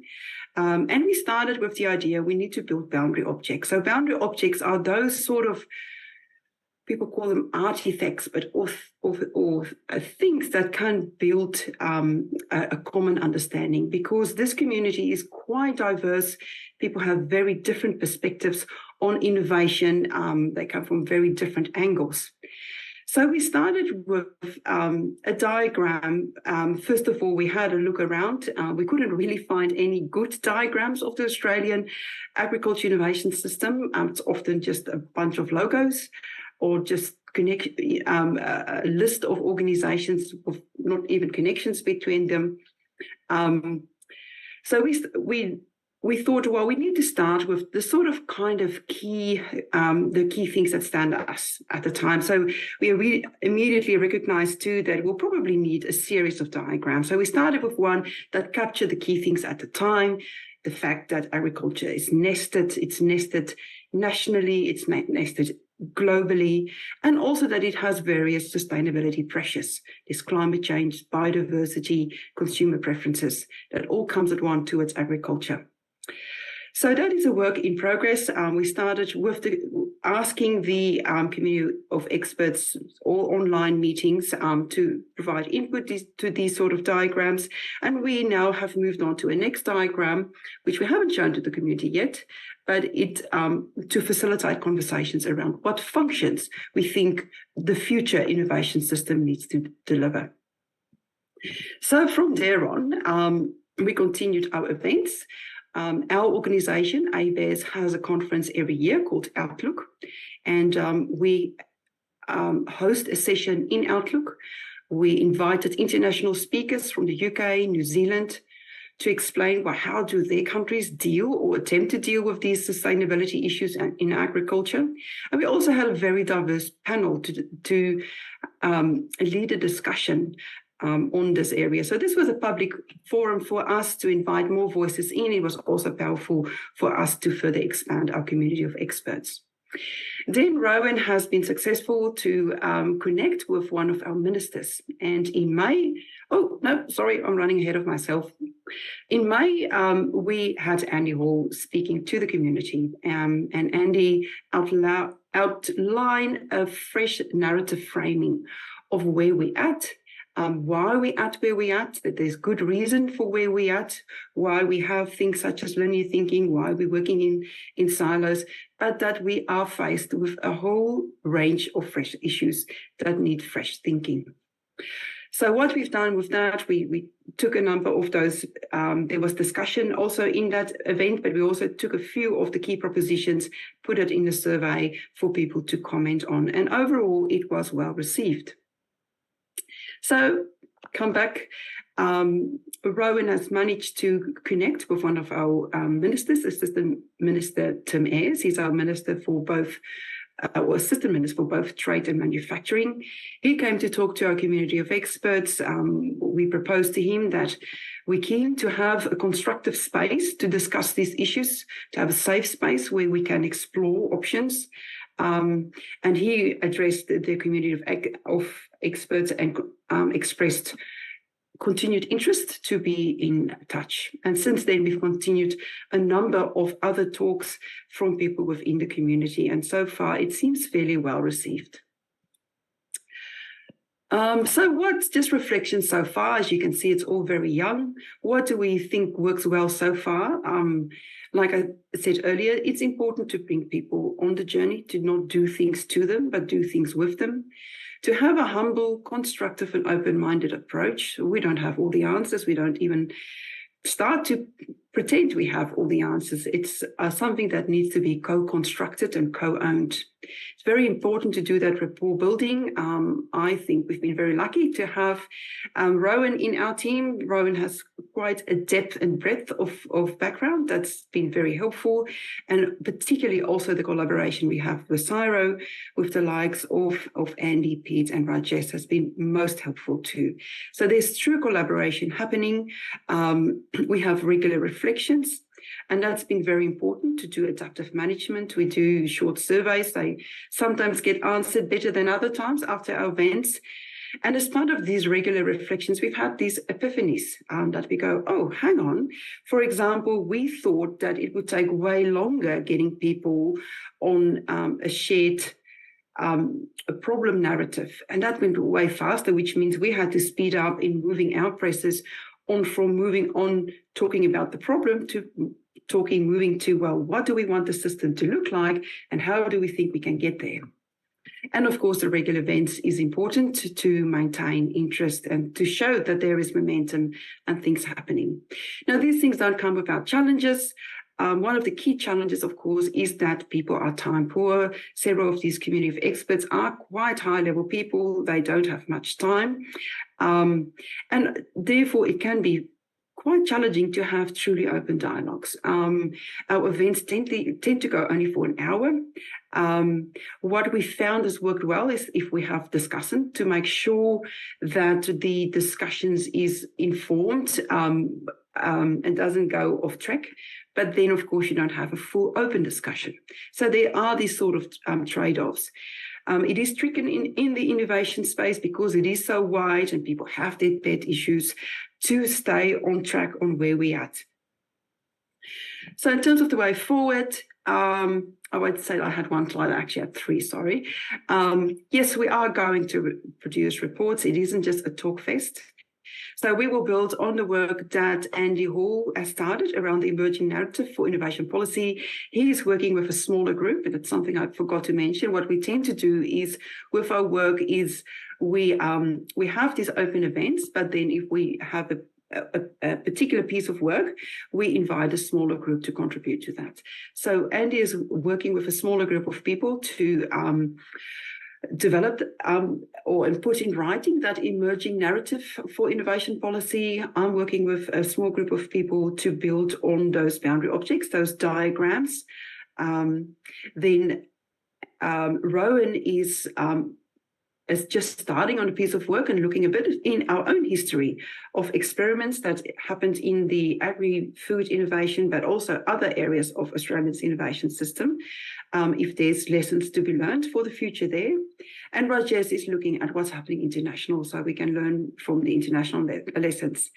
And the idea is that all these things feed together next year to identify options for integrating agriculture and food into Australia's national innovation system. So in terms of the future, we still highly committed to continue this constituency building. We would like to become more reflective. It's been very helpful. We're actually having a meeting later this week, also to get better at our surveys with our community of experts and things like that.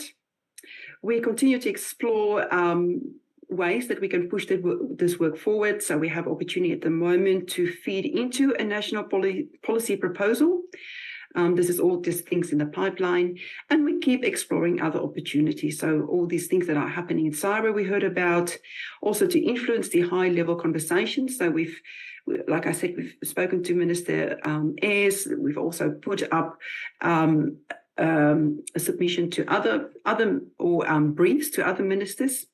And we continue to look at other groups, organisations and communities that we can connect with. So it is still a fairly young initiative, and it is a bit, like Amelia said, we're flying this plane and we're building it while we're flying, but so far, so good. Thank you very much for listening. Thank you, Heleen, for that beautiful, very clear and straightforward presentation. It has been immensely useful for me in my institutional history building exercise, and now I have some clarity about it, a timeline. Thank you so much. Now, just to sum up, we have all our speakers have spoken. Just to quickly round up what we have done. Rohan has given us, he opened the panel, and Rohan gave us a situational context, a brief history of Australia's agri-food innovation system and its statistically how it looks, and a picture, a thumbnail of it. And he also mentioned the number of reviews the system has seen, yet without much help of connecting the agricultural system with the national system, there are missing links. Ron, in Andy's absence, also covered the part Andy was supposed to cover, the shifts in the way we are collectively thinking about innovation and directionality options.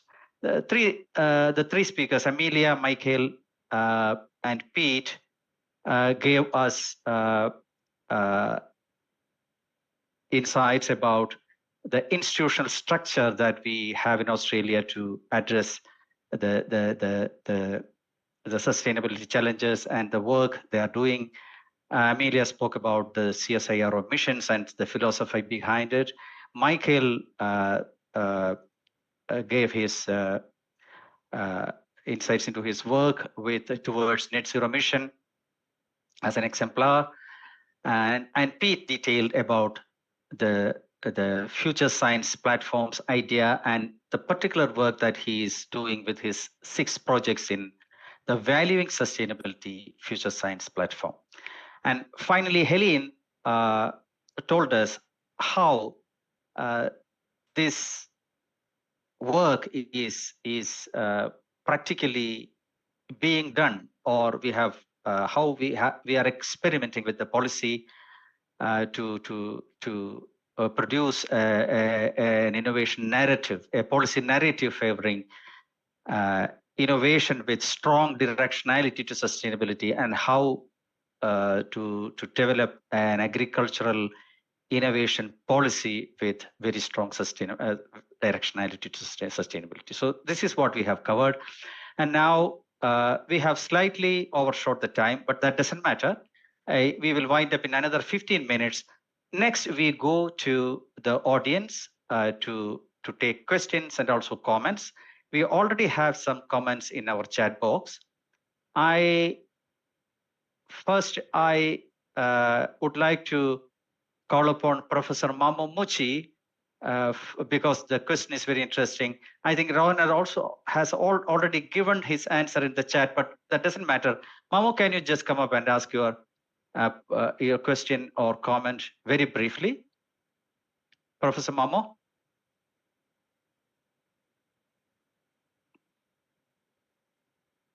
I think Mamo is away.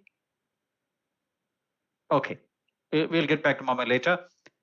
We have a question from Shigui Du. Du, can you just briefly ask your question? Okay. Rohan has already, yeah. Okay. I just want to focus on my said research question. I want to know, do we have some targeting policy to help the rural youth and the women to better develop their business in rural areas? Because I think in rural areas, the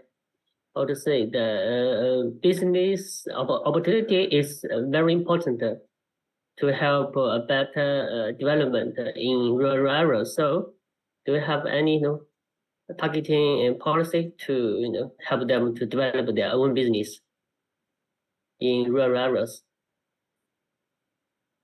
Yeah, youth and women in rural areas. That is your question, right? Yes, yes. Yeah. Maybe Dr. Amelia can help answer my question. Yeah, it might be something for me. Is it? I think yeah. So I just think so, Rod. Yeah. So I can't list all those programs for you. I don't know the details. I could find out and respond, but I can say there are a range of programs that assist women and youth from different dimensions. There are lots of programs around women's leadership, for example, in rural, in a whole range of rural aspects, not just business development. But there are also both policy support for developing businesses of different kinds, as well as all sorts of efforts around regional development. So broadly, so CSIRO is actually involved in some of those, but other organisations provide. This is the sort of the mainstream of innovation and rural development through clusters, precincts, hubs, all of those kinds of place-based regional concentrations of of bringing ideas and resources together to try to support innovation. So those efforts are alive and well in Australia, and I guess to say that they involve both government and the private sector working together. Thank you. Okay, thank you, Doctor. Thank you, Ron, and thank you, Shigi. And now we have a question from Sabah. In fact, Sabah has asked 3 questions. Rohan has already seen it. Sabah, do you want to ask that question yourself? Please come forward. Thank you. A very interesting presentation. Actually, I have been in CSIRO myself and my students also. I am from Norway, and there are a lot of parallel issues between the developments in the agriculture sector in Norway and also in Australia. Of course, different scales. My questions are addressing the current issues, because actually we know that Australia is exporting maybe about around 70-75% of the products around the world. So with the current situation in Ukraine, is Australia involved in any humanitarian effort of helping the nations in need of food? One question. The other one is, of course, actually I am working in the technical field. I have been in different activities related to sensors and robots and things like that. And I know that there are activities of using robots and drones in the agriculture sector, maybe at a smaller scale. Is there any activity that CSIRO is involved which are also using this kind of R&D impulses coming from different sectors? So these are my questions. Thank you. Anybody wants to? Could I answer the first one, Rajesh? And then maybe Sure. Somebody from CSIRO could answer the technology question. But in terms of rural support, humanitarian assistance, so Australia has a range of commitments. You can see that on our Foreign Affairs website. So we have a very extensive aid and development programs in a range of countries around the world, particularly in our region. That's complemented in agriculture by specific, very long-term capability building and knowledge sharing through the Australian Centre for International Agricultural Research, ACIAR. I'll put the link in the chat. But that is so Professor Starber, that's an interesting organisation to explore and potentially link up with. It's a fabulous organisation. And Heleen and I are actually meeting with the chief scientist for that organisation on Tuesday. So it's topical as well, but thank you. I can't answer the technology question, Rajesh. Yeah. Michael, you want to? What was the question answer again? Can you repeat that question, and I'll have a crack at answering it. I just missed it. Yeah, actually,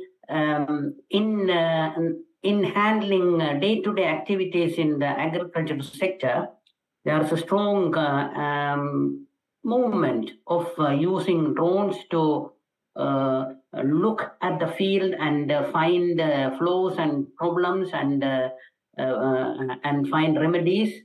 And also they are using dedicated robots which can handle manual activities usually done by the farmers nowadays, you see. So I know that New Zealand has some activity there, and I know that there were some activities started up in Australia at a smaller scale. Yeah. From your point of view, is there a very large scale R&D activity addressing this issue of using autonomous vehicles and things like that in the agriculture sector? That's my question. Yeah, very significant investment in use of robotics, artificial intelligence, and sensing technologies in agriculture from CSIRO, but also from significant other universities, University of Sydney and other organisations. I think I dropped a comment into the chat earlier on. As Rowan said, if you look at the phases of agricultural productivity uplift in Australia, it went from a phase essentially of expanding land to deployment of technology to amplify land productivity. And then, more recently, that continues, but also continues with reconfiguration of land uses into higher values. And that the deployment and use of those technologies is going to be continually important to increasing land productivity, but also the ability to make wiser decisions around land optimisation decisions and more efficient resource use. We're also, so that's right across the innovation system in Australia. One thing that CSIRO has been quite interested in looking at and has some significant work in recently is how can we use technologies to generate learning and learning through multiple layers of resource governance to try and improve efficiency. So things like the virtual irrigation academy off the back of some sensor technology has demonstrated how these technologies can be more than just means of sensing, measuring and system efficiency, but go to ways of governing resources in different ways. Thanks, Michael. We have a very interesting question from Laryl. Laryl is our research director. Laryl, can you ask that question? Please switch on your mic.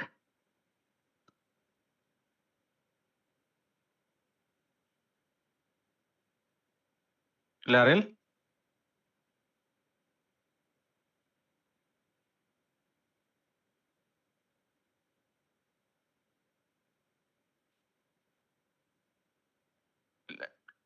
Hello, Laryl. Maybe you could just read her question out, Rajesh. Laryl asked, thank you for these presentations and viewpoints around mission-led and innovation systems perspectives.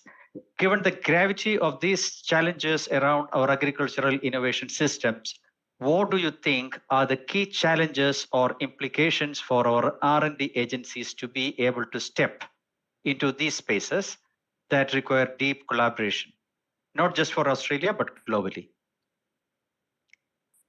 Michael, you can just answer the question. Look, Amelia gave an answer and I gave an answer. Amelia's answer is nested in mine. So I'll do a little framing statement and then others can jump in as they choose. Rohan had his hand up too. But, if I do a quick synopsis, I think, Amelia talked about missions and essentially the experience in the Australian case is that there are many different ways to run missions. There are important elements that define missions, but the way of implementation needs to be customised and appropriate to the socio-political context that you're in and the history and the state of the innovation system. There's fundamental elements that define mission-oriented innovation programs, but there are different ways of creating instigation and crowding in other actors that can be more or less suited to context, and Amelia can talk to that. I think where I went and the key message that really applies to many systems, and this message isn't surprising anyone who's worked in ODA, overseas development assistance or food systems, is that you actually need to tackle challenges in a systematic way. And then to where Peat took it, another fundamental axiom of managing agricultural systems is that a big part of dealing with challenges is building capability, and Peat's case is talking around building anticipatory capability for the future challenges you want to go, and just a mission goal won't be sufficient. And then finally, Heleen's really talking about if you want to uplift and transform systems, you need to have a mechanism for reflexivity and dialogue.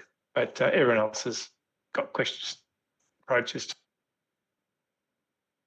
Peat's hand is up, but Peat, would you speak now or after Amelia? I'll just add a little bit to that, or another dimension, and I sort of mentioned this briefly, but the whole institutional element, I mean, the sort of incumbency elements that Michael talked about are really fundamental for this, and all of our organisations suffer from them. So it's not just in industry or government, it's in science deeply too, that our organisations have a particular trajectory which makes doing things very differently quite challenging.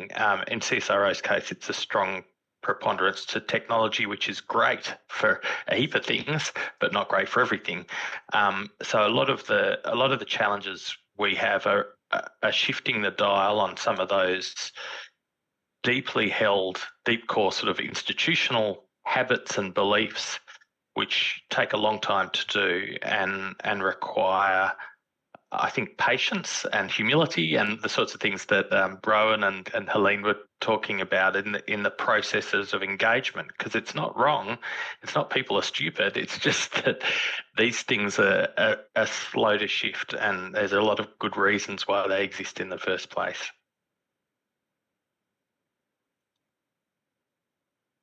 Amelia, please.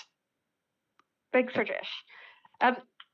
So in reflecting on this question, so I've put a bunch of very specific things in the chat in terms of new capabilities that I think that R&D agencies need to develop and champion if they really are invested in transformational change. But more broadly, what I'd say is that I don't think it's an accident that the attention of a bunch of people who've spent a lot of time thinking about mission-oriented innovation policy as the world has moved towards implementation, are really shifting their focus to the capabilities in the public sector and the need for a real innovation in the way that we innovate, and to not only foster these capabilities, but also to be an attractive vocation and profession for a whole bunch of people who otherwise wouldn't see the public sector as where their future is.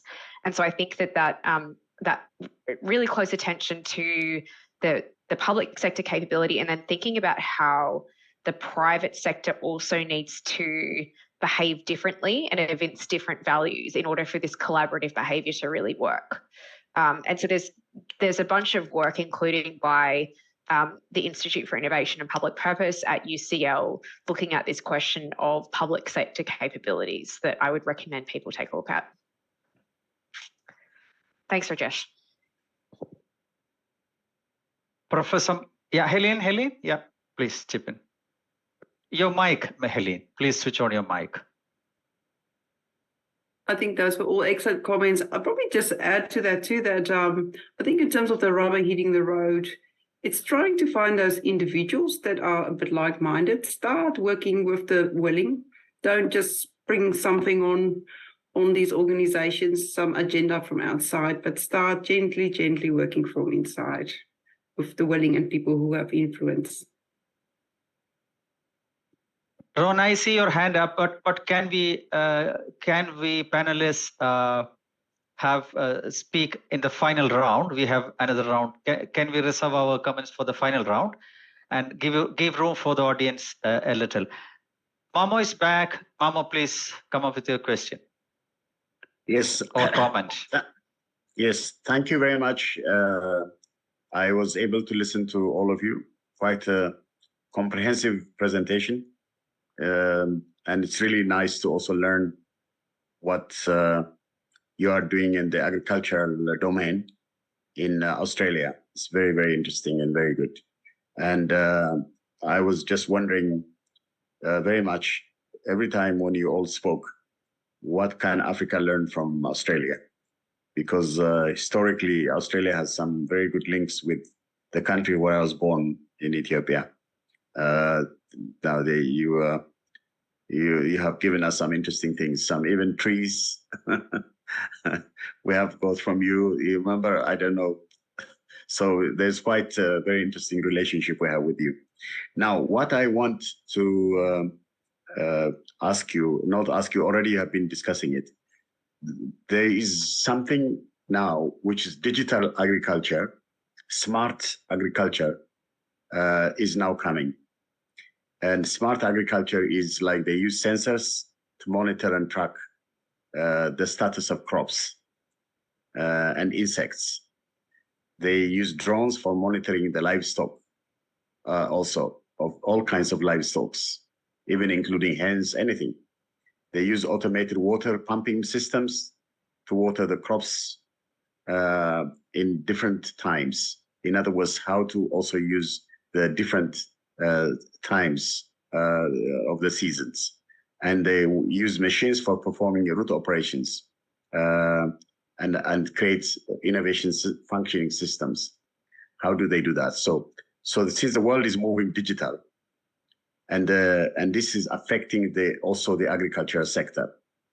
So what is interesting now is how do we think about this digital agriculture and smart farming?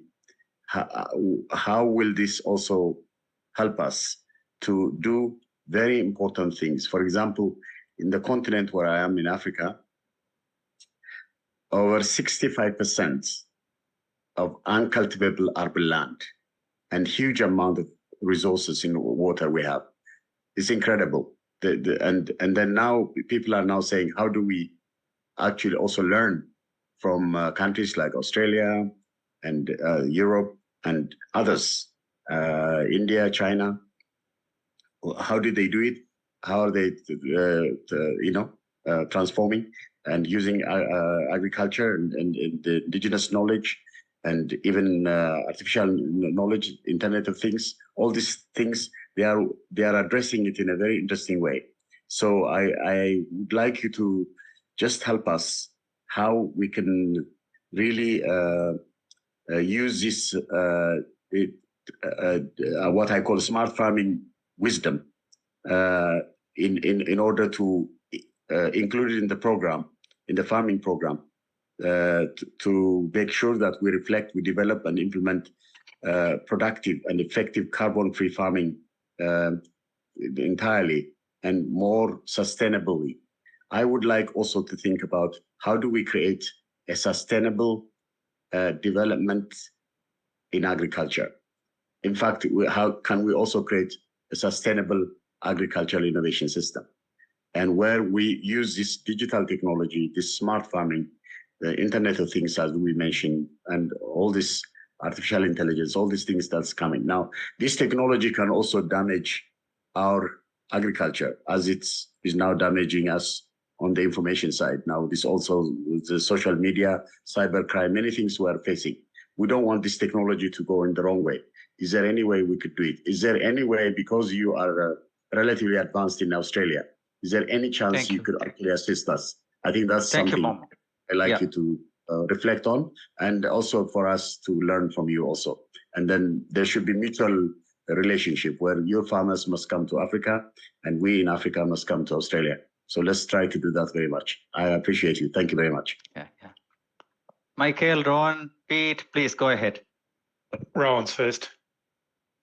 I'll just address part of it. So part of my background is as a farming systems economist and scientist, and I've had the opportunity to work on sensor technologies, not on the technology side of them, but on their impact in farming systems.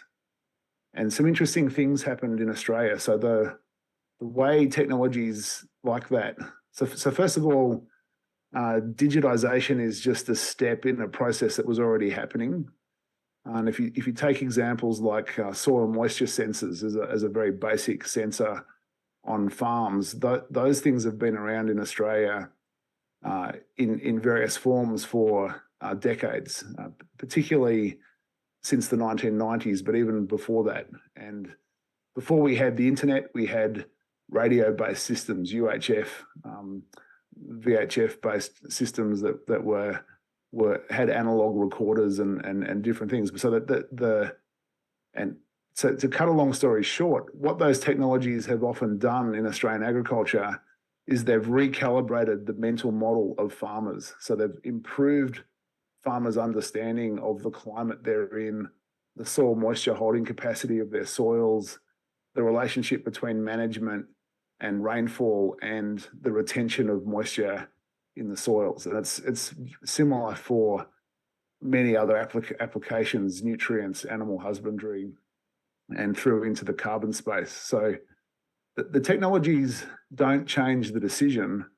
They just help provide new options and perhaps accelerate the decisions and lead to better decision making.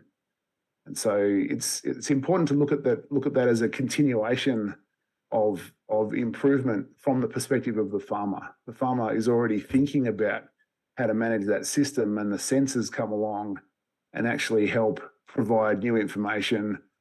Often our experience in Australia is that once the farmer has recalibrated their mindset around a particular type of information provided by a new sensor, the sensors are discarded. The sensors are no longer needed because the mental model has been recalibrated. And so often the discarding by farmers of the sensor is seen as a failure of the science, when in fact it's not a failure. It's actually a success story that the piece of knowledge that needed to be imparted has been imparted. That's been incorporated in decision making, and there's been a significant productivity improvement as a result. Thanks. I'm going to go somewhere a bit different for you, Mummo. You ask a huge question, and we could spend all night answering that question. I'm just going to try and, you asked for our learning. So Rowan's given some around the incorporation of knowledge into knowledge systems. I think there are other questions to think about around the capabilities, both within farmers, but also within governance systems to deal with these emerging technologies. So, you'll have heard the saying, data is the new oil, et cetera, going through.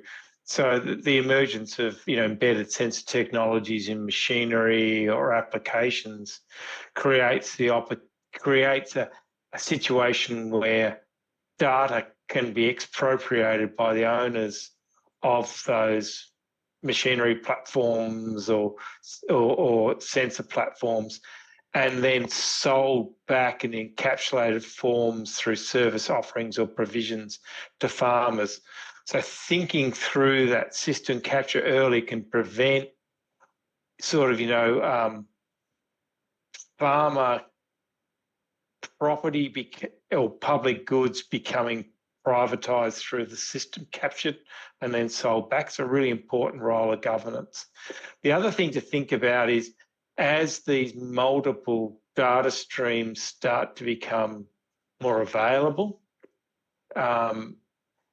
their greatest value is through their combination, and working early on, thinking around data standards and interoperability can help you leapfrog some of the problems that we've had with stranded or disconnected data sources that we've had to retrospectively go through and combine. Another thought, though, which partly to Rowan's question, but in many ways what we see has happened in our economy is that to really unlock the benefits of these emerging technologies, you need a rich and knowledgeable service sector that are full of SMEs and others that can productize these emerging systems to provide advantage. And there's a real role of both government agencies and research organisations to ensure that intellectual property in those sensor platforms and technologies can be commercialised to farmer benefit.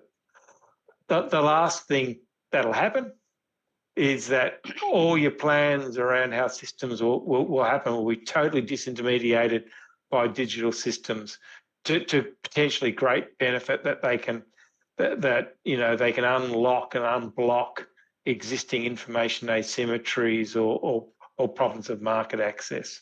So it's a wild ride, but there's a lot of anticipatory actions that can be taken that can prevent some of the early problems that we've led into and actually accelerate action.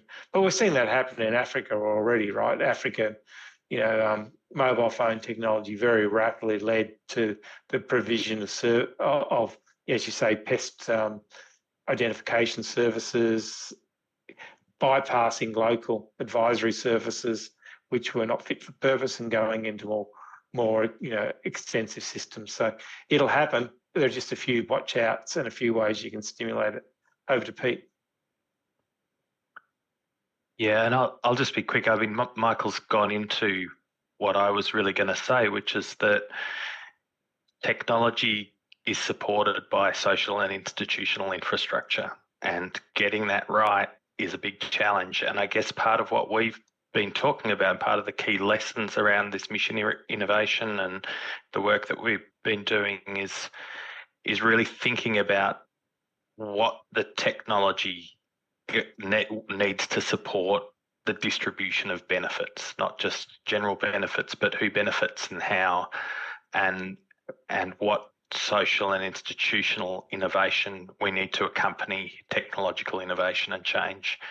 So that's sort of what we're thinking about, I think, a lot more in Australia these days, and I think it's happening globally. So there's lots of stories associated with it in Australia, and I think one of the big ones was that in the 80s and 90s we dismantled a public extension system which was run by state government agencies, and didn't really replace it with a knowledge system to support farming action in a way that, in a very fast way. So very gradually farmers have self-organised farming systems groups, which have sort of developed a culture over time, but they're very different in different states. So the form of organisation around farmers and their connection to science has changed over time. There's strong dependence within that system on, there's a legacy of a strong dependence on advisors who are essentially providers of agrochemicals and such like. So they become immediate advisors often, and replaced the public sector advisors. So that means of creating a knowledge system that works well is really fundamental to making sure that technologies have good societal benefits.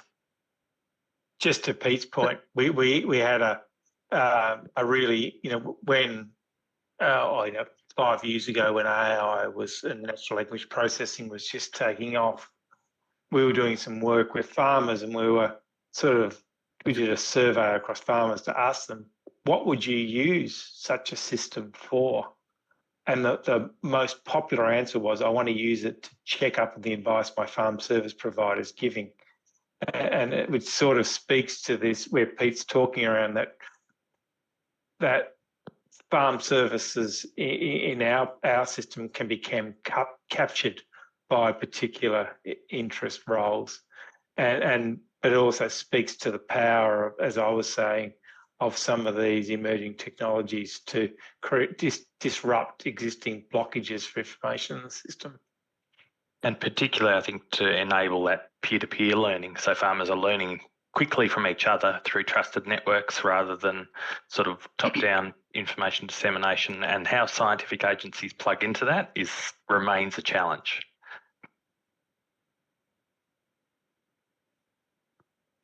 Thanks, Pete.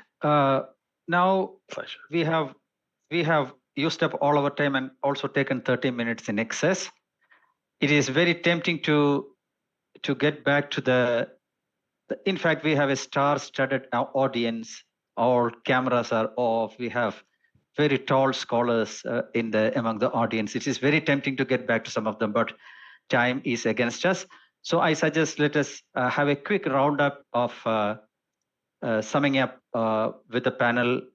Can you just volunteer, take 1 minute or less in saying a final word, and let us wind the session up.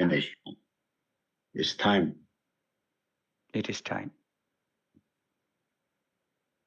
Ron, you want to Sure. Yes. say something? So I think it's I think I wanted to say to leave you with the idea that transformation could start with small steps, and so some of the things that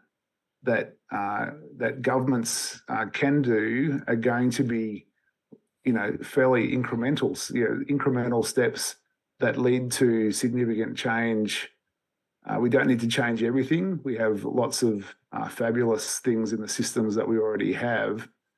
And we also have experience experimenting with different ways of doing things. So I think we as researchers and advocates for transformational change need to be very careful that we don't lose our audience, who's been very heavily engaged in trying to do the right thing as the world's changed around them and trying to produce these more integrated outcomes.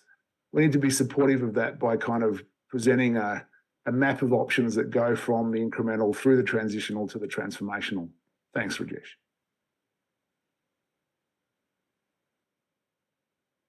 Pete? So, I'm anything? it's been wonderful to connect with this and through this, and I'm really grateful for the audience for taking the time to join us. I hope you've got some benefit. I certainly have from this discussion, extremely valuable, and echo Rohan's comments. And I think also adding that I think there's a changing role for research and development in this space, and certainly the challenges of convening and humbly driving change in Australia has been really rewarding. And I think one of the things that we're really starting to see is that there's an appetite for it, and there's an appetite for doing it in ways which are robust and inclusive at the same time as being sensitive to diverse needs of different people. So yeah, that'll do for me. Heleen? I think I would sum up by saying that, in all these things, it's really important to bring people on the journey. Take them with you. Be open-minded, listen to the input. I'll bring lots of reality checks. The other reflection I have is the importance of systems thinking in this very complex space.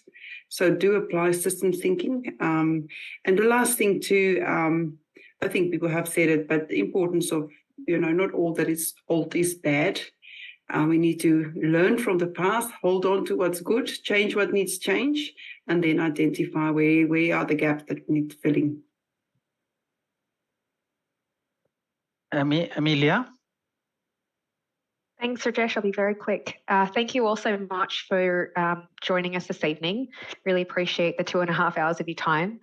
I think the big thing here is that the big reflection is that as we shift from this sectoral focus, from this focus that's very much about optimization for economic outcomes, and we shift into this challenge-led environment, it's really messy. It's really contested, and it requires participants to hold that contestation, ambiguity, uncertainty. That can feel like a really lonely road. So I think taking every opportunity that you can to build communities of practice, to build shared understandings, and to build shared language about what you're trying to do is critically important. Thank you, Rajesh.